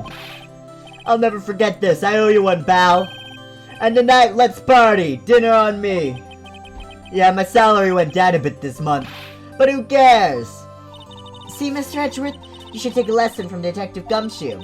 That's how you say thank you. I see. Whoop! I feel foolish. Don't worry, take it a little at a time. You'll get used to it. Everyone in this game, except Maya and other minors, are so kissable. It's been 15 years since I've seen Edgeworth this unguarded. Why are you here? Hey, y'all! Lotta! Yo, we're great in there. Thank you. Yo, Edgeworth, congrats! Thank you very much. I knew you were innocent from the start, of course. Just look at you. You wouldn't stick your hand in the cookie jar even if no one was there. You were the witness on the first day of the trial, weren't you? Yeah, well, let bygones be bygones, eh? Speaking of which, what are you doing now, Lotta? Who, me? Well, I went back to college. I gave up trying to be an investigative photographer pretty quick. Really? That's too bad. I'm not going back in VC just because I figure this is probably going to end pretty soon. Huh? Isn't that the hot dog guy from the park? Huh? It's over, Nick. My life is over. Why the sad face, Larry? What happened now? Oh, Nick, I'm not long for this world. You don't look sick. It's Keonce. She's going to live in Paris. Paris, Nick. She's leaving me behind. Should have seen that coming. Yo, Edgy, there you are. Yes, here I am. Congrats, Edgy. Here, a little gift from me in celebration. Celebration? That's unusual for you. Harry Butts, you come along tonight too, pal. My treat, pal. Thanks. I'm looking forward to it. Yo, Nick. That's the suit that questioned me. When he says treat, that's not police talk for prison food, right? I think you'll be fine, Larry. Right. Yeah, what's up? That envelope that Larry gave me, it's got money in it. Well, yeah, that's not that strange. People give money away to celebrate sometimes. It's $38, right? Huh? What a weird amount. I mean, it's not a little, but it's not a lot either. 38 exactly. Nick? Wasn't that exactly the amount of lunch money that was stolen from Mr. Edgeworth in school? $38? No. No, Larry, it was you! What are you so surprised about, Wright, huh? Larry was absent that day from school, right? But that doesn't automatically rule him out as a suspect. What? Think back to that day 15 years ago. Larry took the day off, but he was bored, so he came into school anyway. Then he saw the money lying there, and the rest is history. I never was good at history. Edgeworth, you didn't know, did you? I suspected. I just couldn't picture Larry protecting you like he did that day. Everyone else was saying you did it. The whole class was against you, remember? Yeah, too well. Right, you may not know this, but we used to have a saying back in school. Oh my god. When something smells, it's usually the butts. I know! Really, Wright, I'm surprised you didn't figure it out. Well, this sure is an unexpected turn of events, eh? Edgeworth. You should have told me! Now, Nick, it was 15 years ago. Don't you think the statute of limitations has run out, Mr. Edgeworth? I'd say so, yes. There you have it! Where does that leave me? I became a defense attorney because of what you two did. Well, you have always been something of an insufferable emotionalist. Yeah, and you get... Hold on, sorry, I'm turning off my heater. I think it turned... Yeah. Yeah, and you get worked up too easily, too. That's the death sentence for both of you. Man, if only I'd known, I'd have become a prosecutor. The same goes for me, only the other way around. For the longest time, I thought that I might have killed my own father, and I thought I might be a criminal. I became a prosecutor in part to punish myself. If I had known the truth, I might have become a defense attorney after all. That means Edgeworth knows Larry is suspect, but still befriends him. Yeah. Edgeworth. Want to switch, right? Hey, y'all. Line up. I'll take a photo. Hey, photo time. Let's go. And after that, dinner on me. That's not his voice. Detective Gumshoe took us out on the town that night. We celebrated Edgeworth's newfound freedom. Even though Edgeworth himself was still in detention. December 29th, 5 a.m. 5:02 a.m. Whoa, I went a little overboard yesterday. My head hurts. Huh? It's still only 5. Maybe I should go back to sleep. What's this? A letter? Good morning, Nick. You were really impressive yesterday. Seeing you made me think about what I'm doing here. I'm a spirit medium, in training, of course. I wanted to help Mr. Edgeworth, too. I wanted to help you. But I couldn't. It was useless. So I've decided to go back to my training. Maya dies the end. I'll become a full-fledged spirit medium for starters. I couldn't say it to your face, so I left this letter. Goodbye, Nick.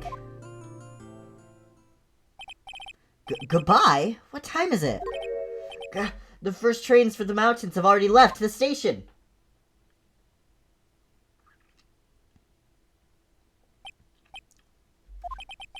I guess I'm too late. Hey! Nick! Maya! So, you're leaving? Yeah. It's hard being a spirit medium who can't talk to spirits. Hold on. Sorry, I had a burp in my throat. And I think you'll do fine without me, Nick. Be good, okay?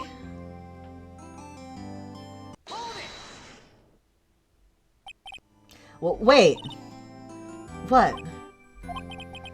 I never could have saved Edgeworth without your help. Huh? On the last day of the trial, I heard her. I heard Mia's voice. You heard my sister? Yes, only her voice, but still. It was at the very end when I thought we'd lost everything. Well, that's my sister for you. Detective Gumshoe helped, and Mr. Grossberg, and even Larry. I'm the only one who couldn't help. It was useless, Nick. But you were the one who stopped Von Karma, Maya. Huh? I didn't do anything.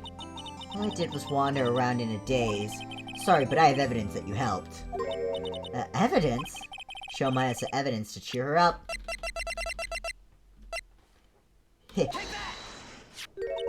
A bullet? Von Karma was convinced he had taken all the evidence pertaining to Deal 6, but you were the one who rescued the last piece of evidence we needed. This was the bullet that put an end to Von Karma, and you were the one who gave it to me. Nick. Thanks, Maya. I couldn't have done it without you. I'll be back soon. Huh? I'm going to complete my training and come back. Okay, I'll be waiting. Of course you will. You can't run that office by yourself. You're hopeless. I don't know about that. Phoenix Penis Medium. So, this is it. See you soon, Maya.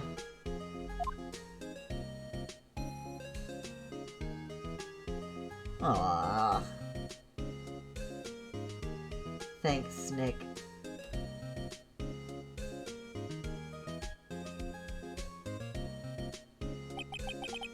And so my story ends. Time to turn a new page.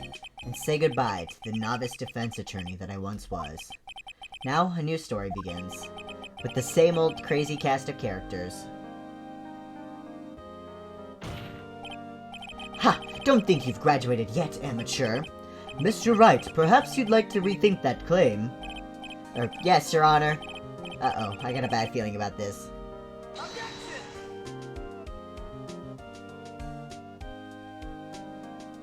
Are you going to start the new case game or do something else?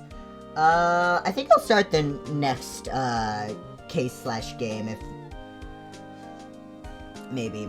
I'll think on it as it's happening. Talk about a pleasant surprise. Whoop! Detective Gumshoe! Then he hung his head and low and went right back outside. Kind of like he was embarrassed or something. Strange, huh?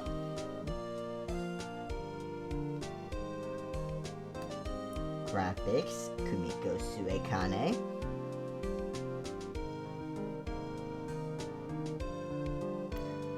Nick.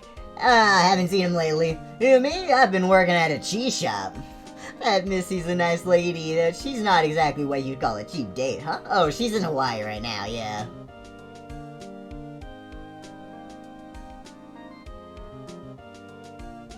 Graphics. I got Elizabeth so much, he's such a funny. Yeah, he is such a funny. What, you're alive? Who? I can't remember him. I remember he's been busy lately. You know, not to ring my own bell, but I sort of taught him everything he knows. I'm sure he's grateful. Who are you?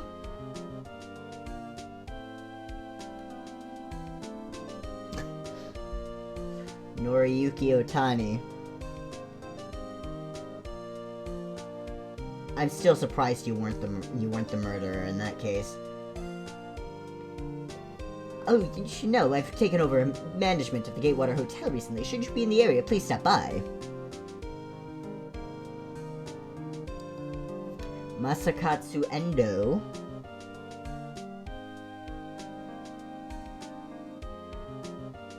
Ah, him. Oh, it's you. Felix Wright. Ah, yes, Mia's understudy, was he not? I wonder how he's doing. Haven't seen him of late. Ah, the days of my youth. Like the scent of fresh lemon, you see.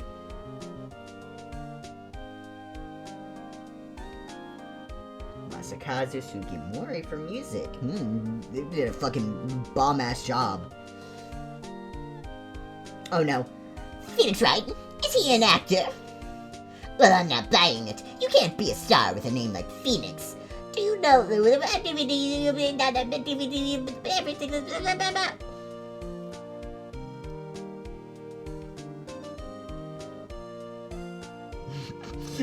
Why are you asking Mara math questions? I'm pleased to announce the Pink Princess is a hit. I sure owe that Mr. Wright a great deal, Sniff. Oh, and I'm keeping my face out of the public eye until the show's over. I wouldn't want to ruin any kid's dreams, you know. You're asking homework questions in chat. Very cool. Oh, I got a letter from Maya the other day. It sounds like she caught a cold standing under a waterfall. I wanted to visit, but didn't have time, so I sent her some Pink Princess trading cards. She says she can't buy them where she is. What kind of place is she living at, anyway? Yumiko Uchida. Manuel.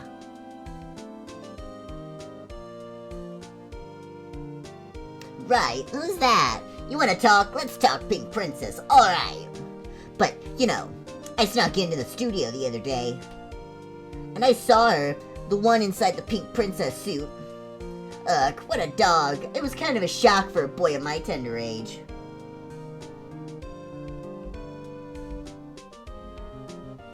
Producer.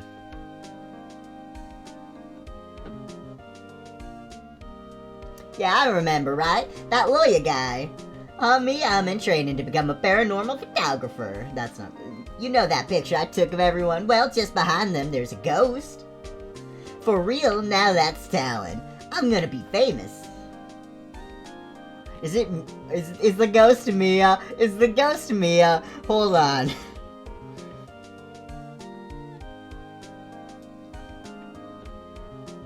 It's Mia! It's Mia! I mean, there was a ghost! So fucking Edgeworth got the fucking gay look.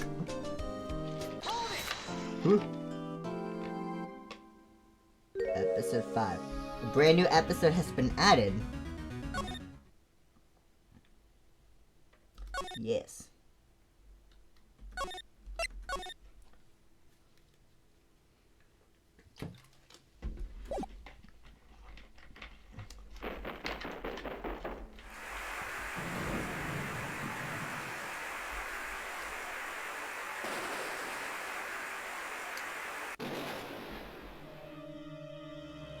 Oh!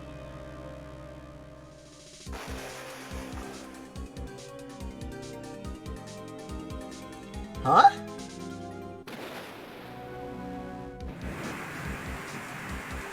What is going on here?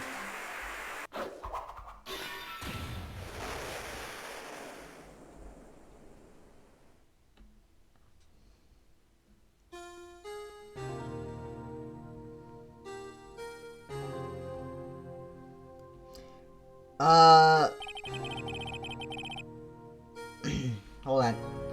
I'm gonna save.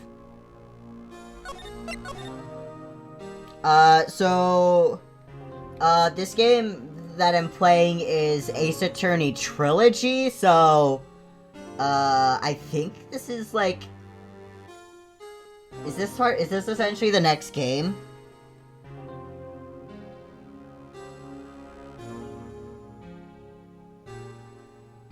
Is this, like, the next game, or...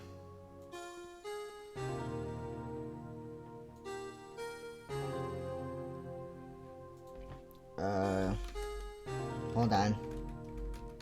Yeah, this is the PC version, though. I had the Trilogy on the DS and it showed the difference between the games.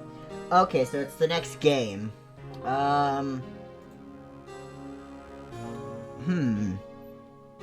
Because they showed the credits for the last one. Oh. Okay.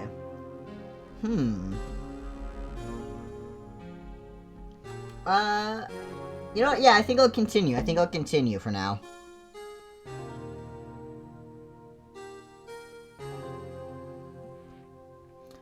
It's been 2 months since Maya left the office. 2 months without a single trial. I've had offers, but none I took. That is, until the day that girl showed up. February 22nd, 10:02 a.m. Wright & Co. Law Offices. Why do I come here to the office every day? It's not like I want to work. There you are, finally! Where have you been? My sister's trial is tomorrow! Who are you? It doesn't matter who I am. It only matters who you are. The famous defense attorney, Mia Fey. Oh, you're not Mia Fey, are you? I'm sorry, but Miss Mia Fey no longer works here. She's dead. So you are the coffee boy? I'm Phoenix Wright, a defense attorney. Right. Wait, you're the Phoenix Wright? The Phoenix Wright from the Edgeworth murder case? Yes, that's correct. It wasn't Edgeworth who was murdered, though. I mean, it was a Edgeworth that was murdered, just not that one. That's a relief, then. You're better than nobody. I'm sorry, I'm afraid I'm not taking cases right now. But you are Phoenix Wright, right? The undefeated defense attorney? Look, I'm not accepting any new cases. I'm sorry, but you'll have to... sorry, burp. But you'll have to try elsewhere. I just burp in this young lady's face. Please, I'm out of time! But... please, you have to help! It's my sister!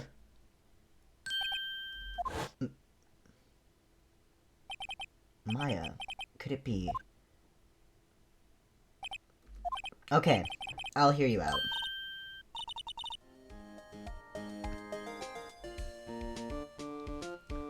Really? Thank you so much! My name's Emma Sky. I'm a scientific investigator. Scientific investigator? Let's talk. Your name is Emma with one M. Emma, was it? So you're a scientific investigator? Yes, that's right. Is something wrong? No, it's just, you seem kind of jumpy, or maybe just young. I like that she's, like, kind of like the opposite of Maya. Because Maya was a spirit medium, which is like the occult and magic. And then now we have a scientific investigator.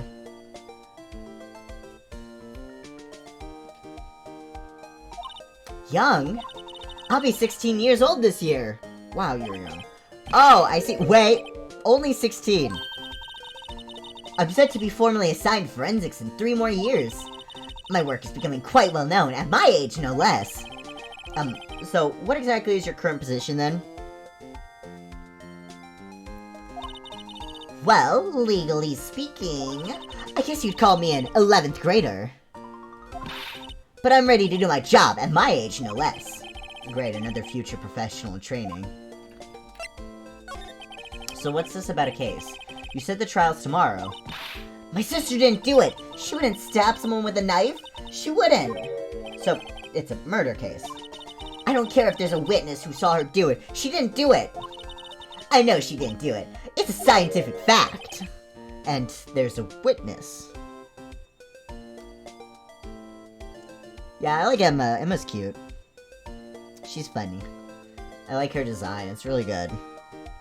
I like the little glasses she has. Those are really cool. And there's a witness.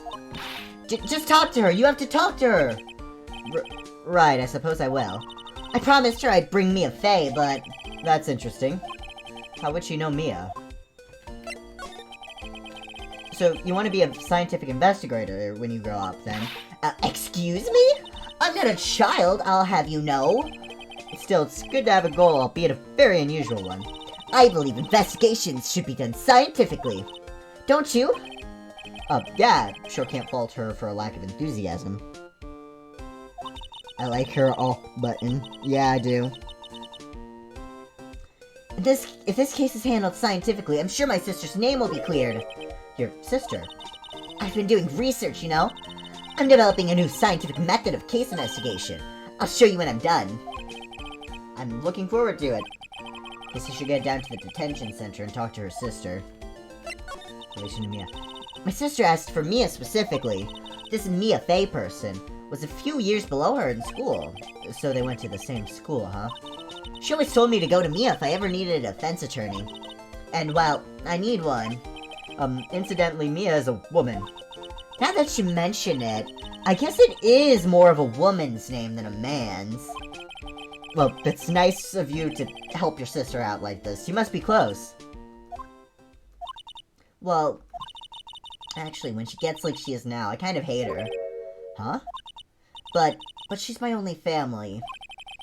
Your only family? What about your parents? They died in a car accident when I was little. Oh, I'm sorry. She said that so nonchalantly. I guess she's over it. I like how this implies that science is not used currently, as if ballistic/fingerprints isn't science as well. Yeah. Yeah. What's next? Is she gonna be the one who introduces us to DNA finally? Let's go move to the detention center. February 22nd, detention center, visitors room. I wonder what's wrong with Emma. She got quiet all of a sudden as soon as we arrived. Guard, I thought I told you I didn't want visitors. Sorry, ma'am, it's just your sister. No excuses. Or did you not want to raise this here, understood, ma'am. What was that about?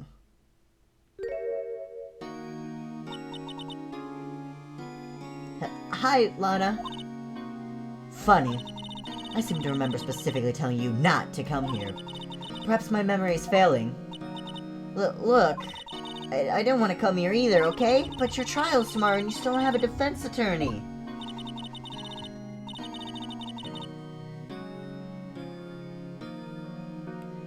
I'll be the one in court tomorrow. This has nothing to do with you, Emma. Isn't that right, Mr. Wright? Hey, how do you know me?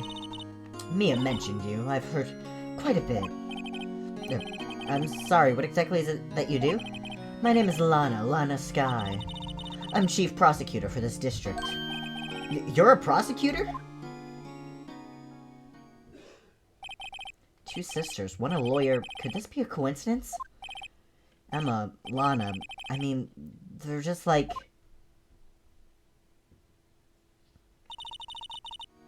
The fucking chat going, fucking Mara going with ham in the chat, when fucking Lana turns around.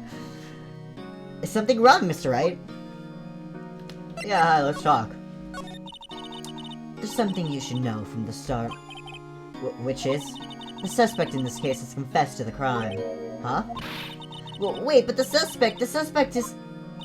Me. I did it. Well, Mr. Wright? Well, why don't you begin by telling me exactly what happened? The crime took place yesterday, February 21st, at 5:15 p.m. That's quite specific. It was in the witness's deposition. A witness clearly saw me committing the crime. That was a bit of bad luck, wasn't it? The crime took place in the underground parking lot at the prosecutor's office. The body was found in the trunk of my subordinate's car. The prosecutor's office, huh? In your subordinate's car trunk? Classy. I like how she's dressed like she's in the military, but she's just a prosecutor. Yeah, literally. Not gonna lie, the prosecutors in this game has some drip. I mean, yeah. I was arrested on the spot, caught red-handed, as it were. Well, that's just great. So, who was the victim?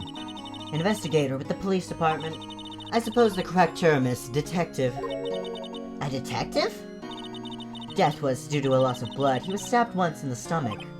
By you. Death wasn't immediate, but the wound was fatal. I see. Allow me to repeat myself, Mr. Wright. The victim was a detective. You know what that means, don't you? Uh-oh. What? Mr. Wright, what does it mean? Well, it means the police department will consider it a matter of pride to have me found guilty. They will use any means at their disposal to do so. This case gets worse and worse with everything I learn. Lana. So, you're the chief prosecutor? That is correct. I'm responsible for overseeing every trial handled by prosecutors in this district. I make sure the prosecutors have what they need to do the job and manage every aspect. Those are my responsibilities in a nutshell. That's an awfully large nutshell. Still, I'm a little surprised. I would think you'd recognize the district's chief prosecutor, Mr. Wright. Huh? In fact, it seems impossible you wouldn't. Lana? What happened to your hand? Oh, this... I cut myself by accident when I stabbed him, that is. Huh? I'm not very good at being a criminal, I suppose. How am I supposed to defend this? Time to change the subject. Wait, she was in the class ahead of Mia, wasn't she? You were in school with Mia, correct? A few years above her? Emma told you that too, did she? Well, why not? I did drag him all the way here from his office. Although it seems he has very little in common with Mia. Hey! It was in law school. I was in my 3rd year and she was auditing the class. She was different than the other students. Different? She was strong. She knew anything to become a defense attorney. Anything. That was probably why she was attracted to me. Excuse me? Yeah, excuse me? Intellectually attracted. Yeah, I'm sure. I'm sure she was. I'm sure. Lana was topping for class in school. I was the best there was. Oh. I'm doing pretty good in school too, by the way. Sounds a bit different when Emma says it. Well, Mr. Wright? Excuse me? As you can plainly see, I am admitting my guilt. I think it's safe to say, there's no way you can take this case, none. But Lana! Why? Why are you doing this to me? You never think of anyone but yourself. I know you didn't do it, Lana, I know. So, how can you say you did? Just a couple of girl bosses. If only Mia didn't die, then they could be girl bosses together. If I lose you, I'll be all alone. I hate you, Lana. Mr. Wright. Yes. I believe our discussion here has ended. The rest, I leave to you. You mean you're requesting my services as your defense? Don't lose any sleep over it. Your client has confessed after all. The case is over. Right. I'll do what I can to get to the bottom of this. Anna has confessed to the crime, yes. But something doesn't fit. It's that look in Emma's eyes. There's something else going on here. I'm going to find out what. I'm sorry, Mr. Wright. Huh? About what? My sister, she's not always like that, you know? I just never expected to be defending another prosecutor again. She's changed a lot. She used to be so gentle, always smiling. Everybody liked her. I see. Sorry, but I'm having trouble imagining that. What happened to her? I don't know for certain myself. I think maybe she... well, maybe not. Sounds like there's something there that defies a simple scientific explanation. Let's go check out this underground parking at the prosecutor's office, shall we? Okay.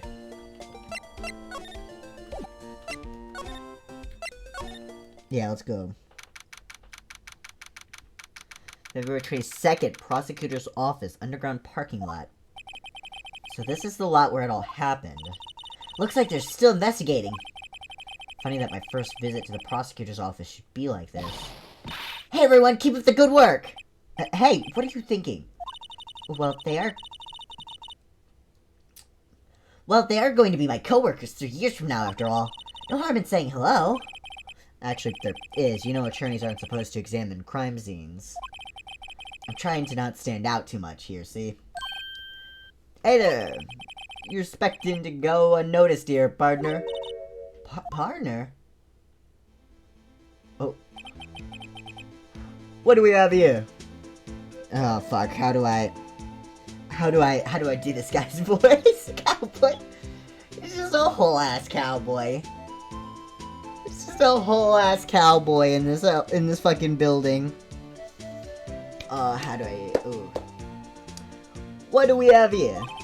Looks like a bambina got loose from the ranch and is up to no good. Folks gotta learn to keep them doggies tied down, partner. Mr. Marshall!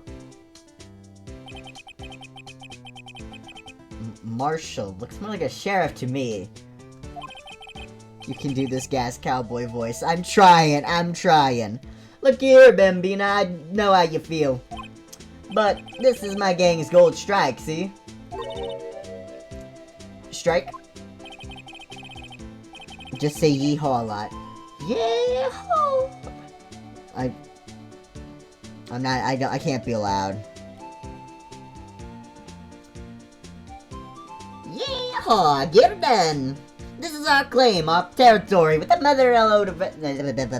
No. The hall part. Shut up!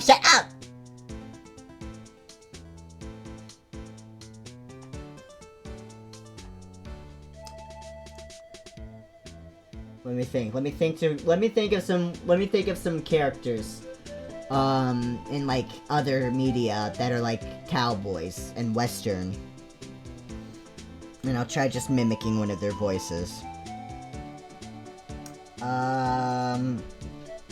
Do Rango. I haven't seen Rango. I have not seen Rango.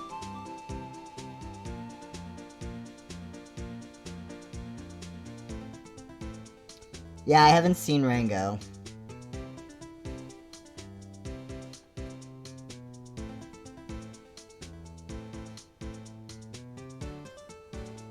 We need to change that immediately.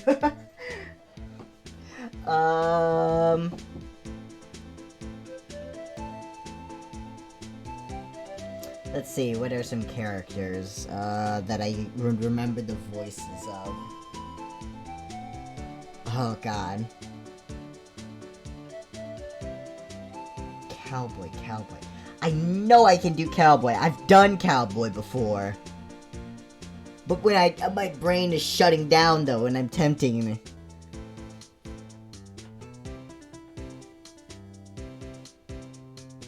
This is our claim, our no. You can do it.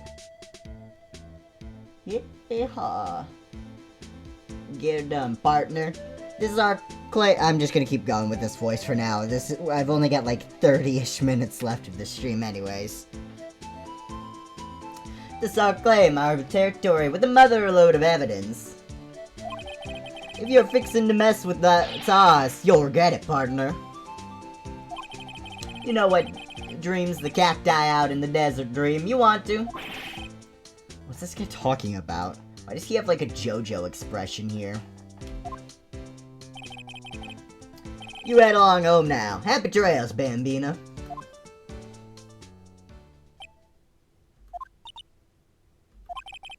Is that a hombre, a friend of yours?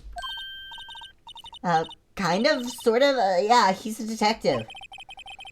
He thinks he's a sheriff from the Wild West, it seems. Examine. Whose wallet is that? It's mine now. What's this, a wallet? Excuse me, officer. Wait, what are you doing, Mr. Wright? What am I doing? I just found this wallet, so I'm handing it over to the police. I don't believe it. This is real basic. Anything at a crime scene is evidence. Let's be scientific about this, please. Just put it in your pocket. How is that scientific? Sounds like theft to me. What? Hastily stuffed in a pocket. I'm called to duty already, and at my tender age. Here, I'll teach you the trick to examining evidence in detail, okay? By the way her eyes are sparkling, I can tell she's been waiting for this. Okay, now, look at the court record. Whoa! 3D model! Huh! You have to be sure to examine evidence carefully on all sides. Now, let's start examining from every angle. Oh, look, I think there might be a clue here. You should check it out with the press of enter.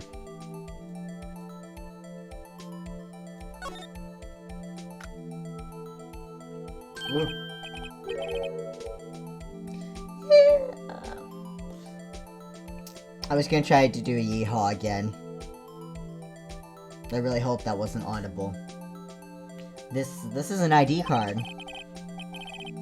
Sergeant Bruce Goodman, ID number 5842189. See, well, isn't scientific investigation useful? I guess, though, I don't see what science has to do with it. We need to practice your yeehaws after the stream. If it wasn't for the fact that my dad is home, I probably would be able to do it better. It doesn't help that my voice... Yes, you need to practice your yeehaws. If it wasn't for the fact that my dad is home and it's late at night, I probably would be able to do them loudly. Which means I would actually be able to do them. But at the moment, I'm just trying to, like... Yeah. Goodman's ID added to the court record. Let's be sure to examine every piece of evidence we find. I guess we've got to be on my toes. I guess I've got to be on my toes from now on. That's your first problem. You need to do it without consideration of others. Aha! A ladder! That's a step ladder. What's the difference? In scientific terms, please. Is it scientific, huh? Look at the basic nature of things, Mr. Wright. This all seems so horribly familiar somehow.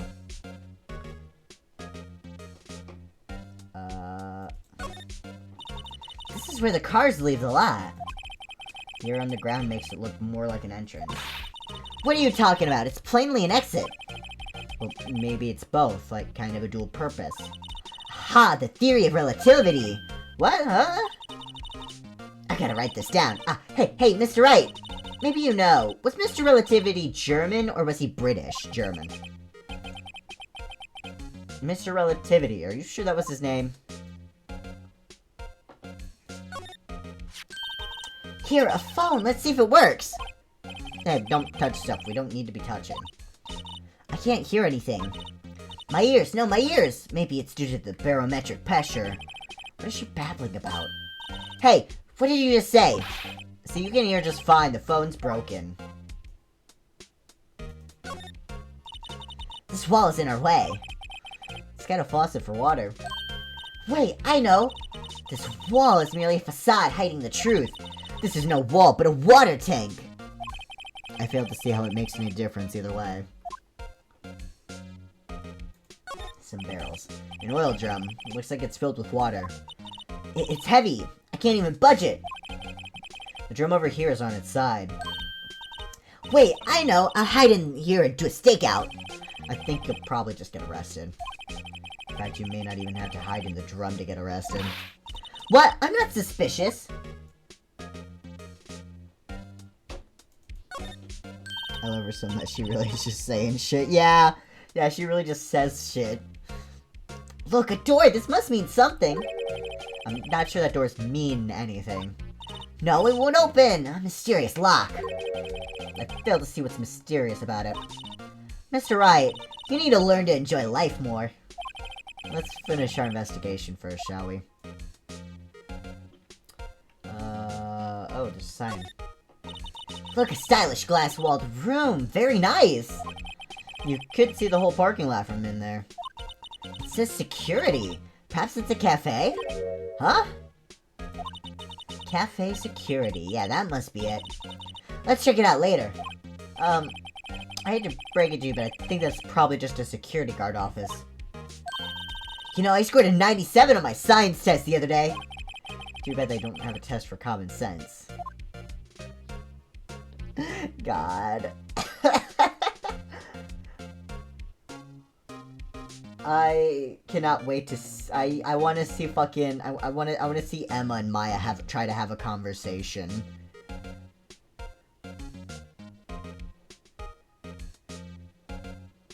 Is that everything in this room? Yeah, I think so.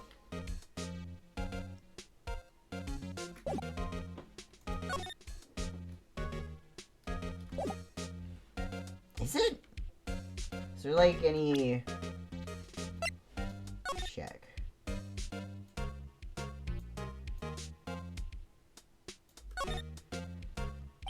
The name and ID number are written here. Sergeant Bruce Goodman, ID number...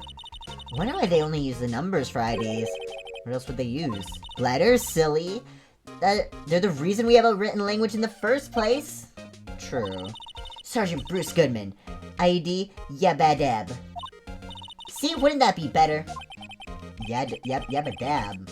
Well, it does have a certain ring to it. Exactly my point. Teehee. It doesn't take much to amuse her. He was always a jaded... Yeah, he's always been a jaded old man.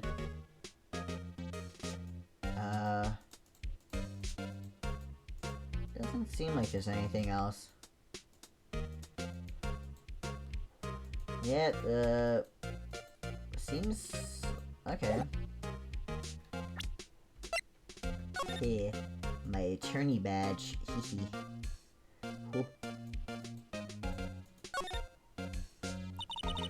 This is what the back of the badge looks like.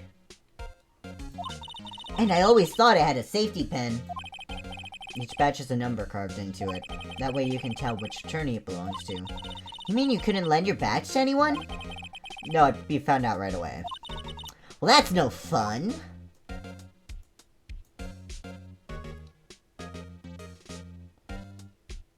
Why is it a screw?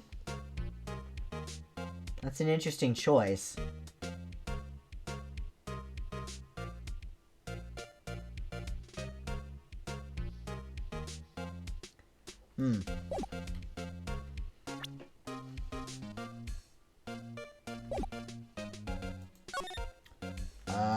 Oh, I forgot. I can slide. Oh, right. I haven't done that in so long, Jesus.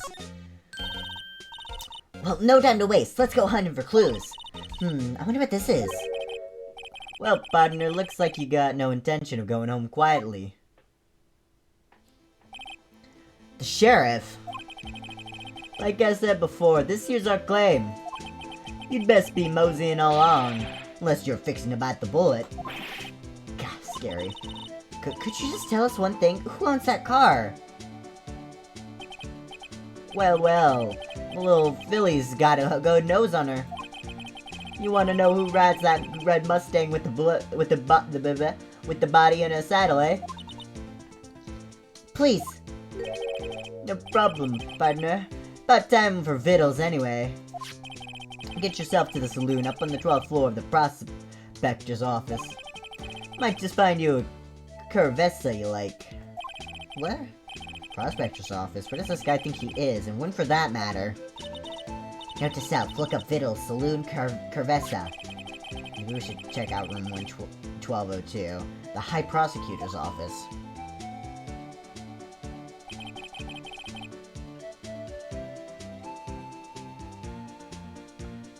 In any case, stay away from the car. You can look around here all you like, just keep your paws off our claim. Right, great. Great, maybe there are some clues around here, Mr. Wright. Let's check it out. Excuse me, were you two all set? Us? Yeah?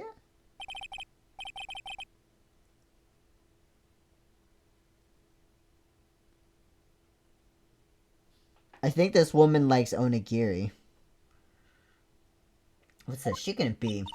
You're selling lunches? Here? This is a crime scene. Hello, half and half, was it? Oh, thanks. And you, sir? Yes. Some crunchy goodness coming at you. Oh, thanks. Interesting way of doing business. This area's off limits to anyone without clearance, especially passerbys. Or are you officers? No, but you don't exactly look like the type to have clearance. Well, that's hardly a way to greet someone. Even if my days as the cough-up queen are over. Cough-up, huh? You know, I'm feeling kind of full. Maybe I'll pass on lunch. I'm quite connected to this case, you see. The images are burned into my eyes, you might say. Yes, all the sordid secrets. Secrets? Dear me, you are a slow one, aren't you? I'm referring to the murder, the stabbing of that detective. What? You're the witness. A witness clearly saw me committing the crime. You mean you're the witness my sister was talking about? Please, cough up, Queen. Tell us what happened. The name is Angel Star. Don't you go forgetting it. Or, before you know it, I'll have you whimpering at my heels. Yes, ma'am. Yipes, she means it. Hey, let's talk. Somehow, I knew. Yesterday was a day of destiny. I knew something was going to happen. Just like I know that the daily special on Friday every week is salmon. Destiny? Was yesterday special for some reason? You're a defense attorney, right? You should know then. You should know the foul misdeeds of the evil ones who haunt this den of inequity. The evil ones? Prosecutors, they have no qualms at all about blackening the name of innocence. And yesterday they paid homage to the most evil one of all. They gave an award for King of Prosecutors. What a farce! So she's saying there was some sort of prosecutors convention yesterday? I was almost compelled to lace their lunches with something foul. Do you have a personal grievance against prosecutors or something? Or is there some kind of scientific evidence of this, evil?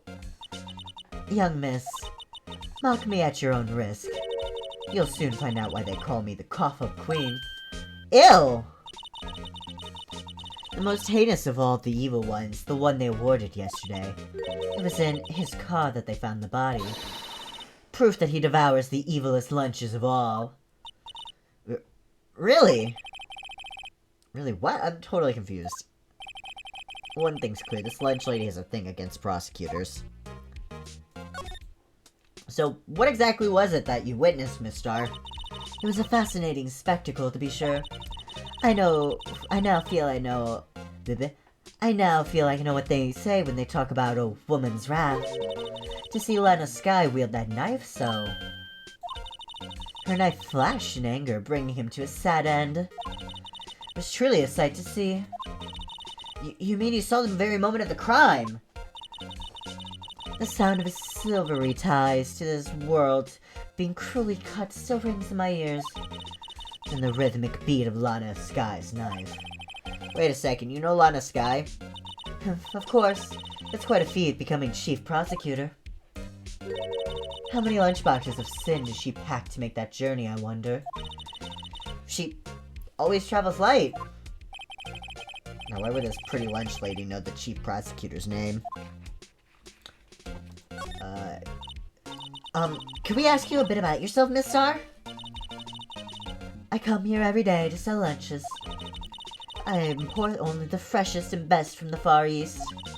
For some reason, the boxed lunches are a hit here. Why not make the lunches here rather than import them? Did you say something? No. Only true connoisseurs can understand. The kind you can only tell someone who has tried General Tso's trilobite lunch set. Never mind, you win. I don't even want to appreciate part of a trilobite's flavor. Anyway, I come here every day to sell lunches. My boyfriend works in the security room here at the prosecutor's office. Your boyfriend? See the security room over there? The glass-walled booth. I sell my lunches, and since I'm here anyway, I drop in to see him. Since you're here anyway, I guess selling lunches is more important than romance. So, to scientifically analyze the data available so far, you, Miss Star, are a lunch vendor with an ulterior motive for coming here. Useful analysis, not. Prosecutor's office. Did you have a bad experience with a prosecutor, Miss Star? I sense some hostility. Hostility? Ha, perhaps. Prosecutors are alike, and the bigger they get, the worse they smell. Kind of like 10-day-old clams in the chowder. I wonder if Miss Star was involved in some sort of legal trouble in the past. That'd be sure cause of food poisoning, scientifically speaking, of course. I mean, now you're talking cough up queen. I thought she was just a lunch vendor, but now I'm not so sure.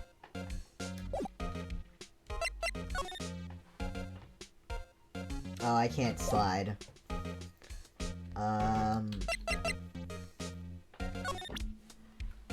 I guess we're done here? My prosecutor's office. Steel Samurai. Sorry, I had to burp. Huh. That's a code up there. This is the kind of room that just screams, I can do the job. Quite a change from your office, really. Thanks. Look, there's a trophy or something here. A trophy? What, that shield? Takes real nerve to display stuff like this. Whoever's office this is, they must be a real stuck-up jerk. Phoenix Wright. You never tire of prying into other people's business, do you? That voice. That's what I thought.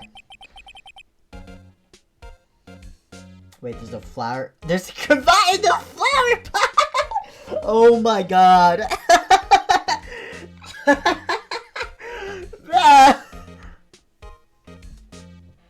Oh my god. Long time no see, Edgeworth. Huh? Ah! Mr. Edgeworth!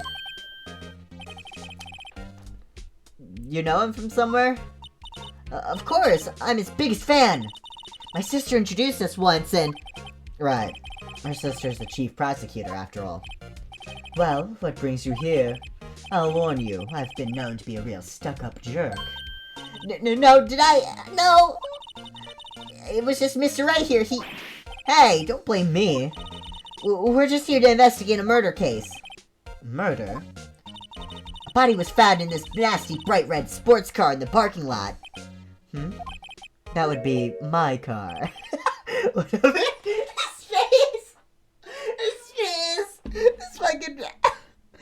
This fucking artwork of him. What is it?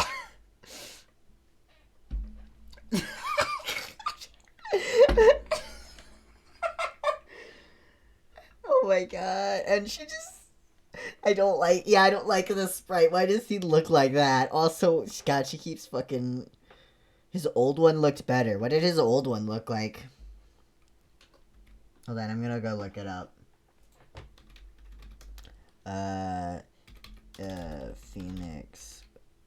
Phoenix Wright, Ace Attorney, Edgeworth, sprites. I'm also looking it up. Image images. That's not the one I'm looking for. Oh, that's someone's redrawing. That's really nice looking.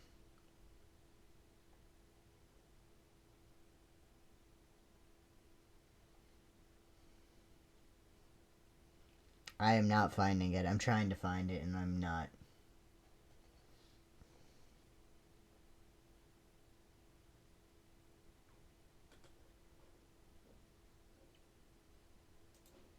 Is this?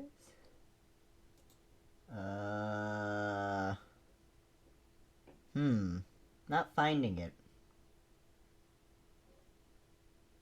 To be fair, I'm not clicking on any of the big images. It might be in one of those.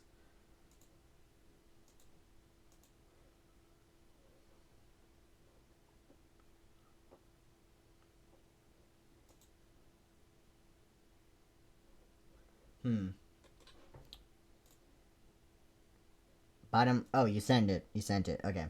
Bottom right of the bottom left of the image. Oh, I see. I mean, I definitely see that it's supposed to be the same, but yeah, the current one looks very odd. It looks a lot different than this. Just something about it looks different.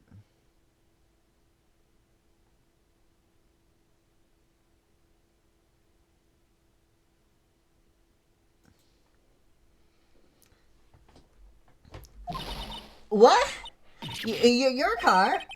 I'll say one thing. She certainly can scream. Hi. Nice coat. So, the body was found in your car. Go ahead, say it, right? You think I did it, don't you? After you went through all that trouble to help me last year, no less. No, we don't think you did it. I mean, it was my sister who stabbed him. Wait, no, she didn't do that. I mean... Wait. So you're the chief prosecutor's little sister, then? Yes, sir. Emma Sky. It's nice to meet you again.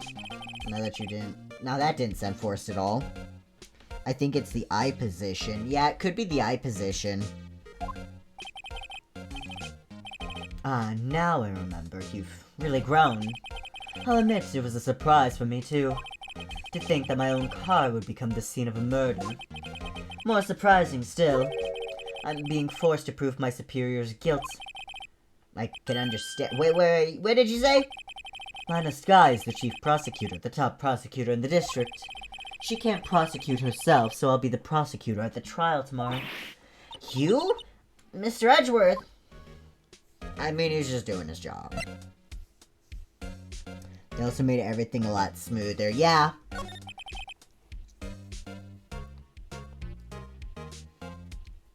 To be honest, it's a bit of a miracle I'm still here at all. What do you mean? Rumors. You've heard the rumors about me, haven't you? That you're gay? Miles Edgeworth. It's hard to remember a time when there weren't rumors about this guy. Forging evidence, arranging false testimony, illegal searches, you name it. Thanks to you, my innocence was established in the trial at the end of last year. However, there are some who say I'm the one responsible for the current incident. What? That's crazy! Some people need very little excuse to think ill of others.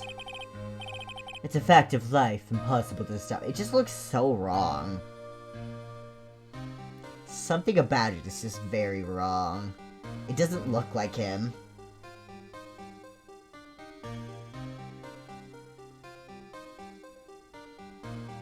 I feel like this is the only sprite in game that's been, like, off.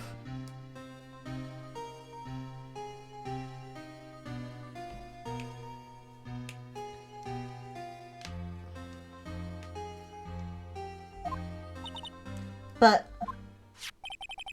some of them even go so far as to present me with toys like this.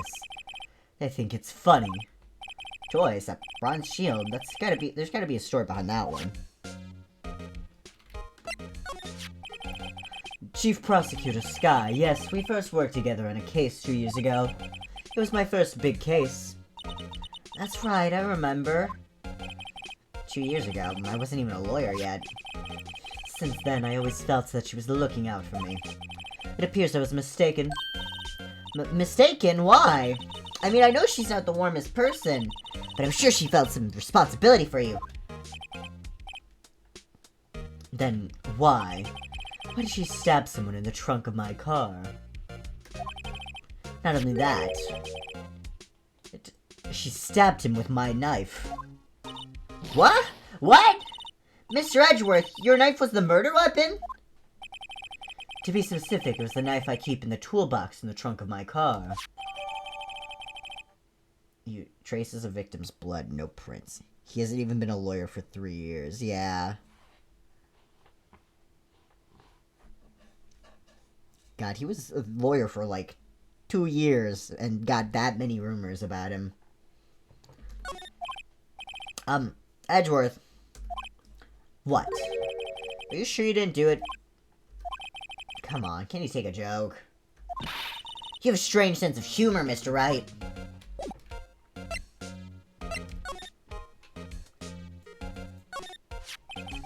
I've been wondering, what the heck is this? It has a big K on it. Prosecutors. Huh? What's that?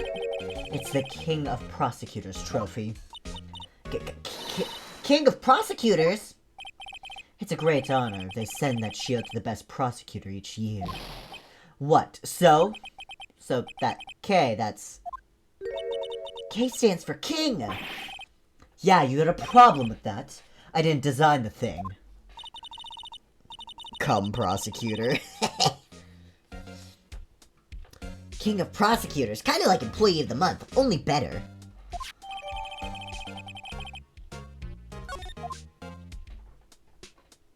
Tell me more about it. So, that's the King of Prosecutor shield, huh? Well done. Oh, whoops. Well done, Edgeworth. You must be proud to be the King of Prosecutors. Congratulations, King of Prosecutors! Please, stop saying that. That still doesn't explain one thing. Why is the tip of the shield broken off? Come, prosecutor. Wow, this jacket is even lacier than his usual one. This must be his lucky child jacket. Lucky jacket, right. I've never seen him wear it. I'm sure there's a story behind why it's in the frame. Maybe I'll be naughty and take a picture. She's getting way too excited about this. There's a cravat in the pot. My, what an amazing bouquet, just right for Mr. Edgeworth.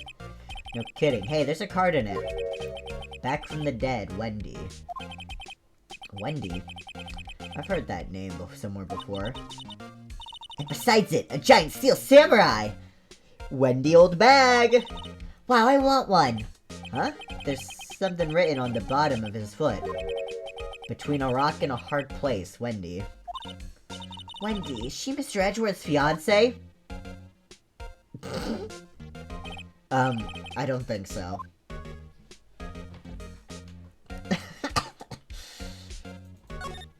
God.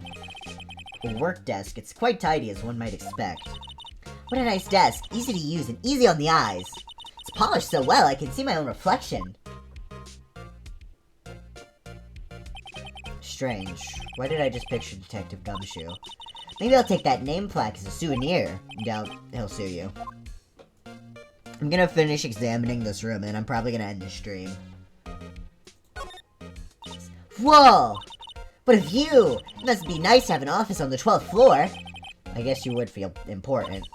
Incidentally, were you to jump out this window, the time until impact... Oh, were you to jump out this window, the time until impact with the ground would be... Got it! Approximately 3.23 seconds. That's handy to know. Thanks, Emma. Oh, cute! What a pretty tea set! I go more for the instant tea bags myself. Amazing! The drawer below is filled with packets of tea leaves. They're all sorted by place of origin and flavor. Look at this royal blend! What an exquisitely splendid concoction! There's such a thing as taking a hobby too far. Hey, a chessboard! I'm not too up on my chess, but it looks like blue's in a bit of a tight spot. The red knights have surrounded the blue pawn. Huh? Those horses are mounted knights. Their swords have really sharp edges. And check out that poor pawn. His head is kind of spiky. Kind of reminds me of you. Mr. Edgeworth must be an avid chess player. What's wrong, Mr. Wright? Edges surrounding a pawn with spiky hair. Nah, it's nothing. I don't see spiky hair. Whoa, these are all case files? They're stacked up to the ceiling! There's even a ladder! Odd. I thought Edgeworth wasn't good with heights. He must have someone get them for him. Strange. Why did I just picture Detective Gumshoe? He must study these race reports so closely. He's so cool! I wouldn't say that if you saw him sweating bullets up on that ladder. I think that's everything in this room. Oh wait, nope, couch. Mr. Edgeworth has such a comfy sofa! Sofas like this make me want to curl up and take a nap. I bet he pores over his case files here until the wee hours of the morning. Then he takes off his jacket, rolls up his sleeves, and goes to sleep using his arms as a pillow. I don't believe it. She's actually daydreaming about Edgeworth working. I bet in the morning his sofa hair and the little— oh my god. Oh my god. Emma! and little creases in his cheek from the seams. He's so cool. Sofa hair is cool? Emma. I think that's everything now.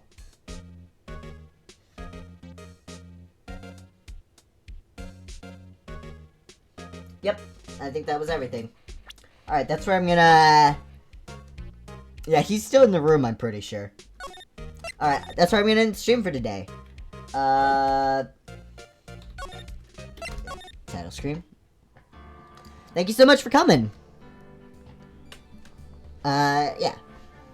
I guess— yeah. Have a good.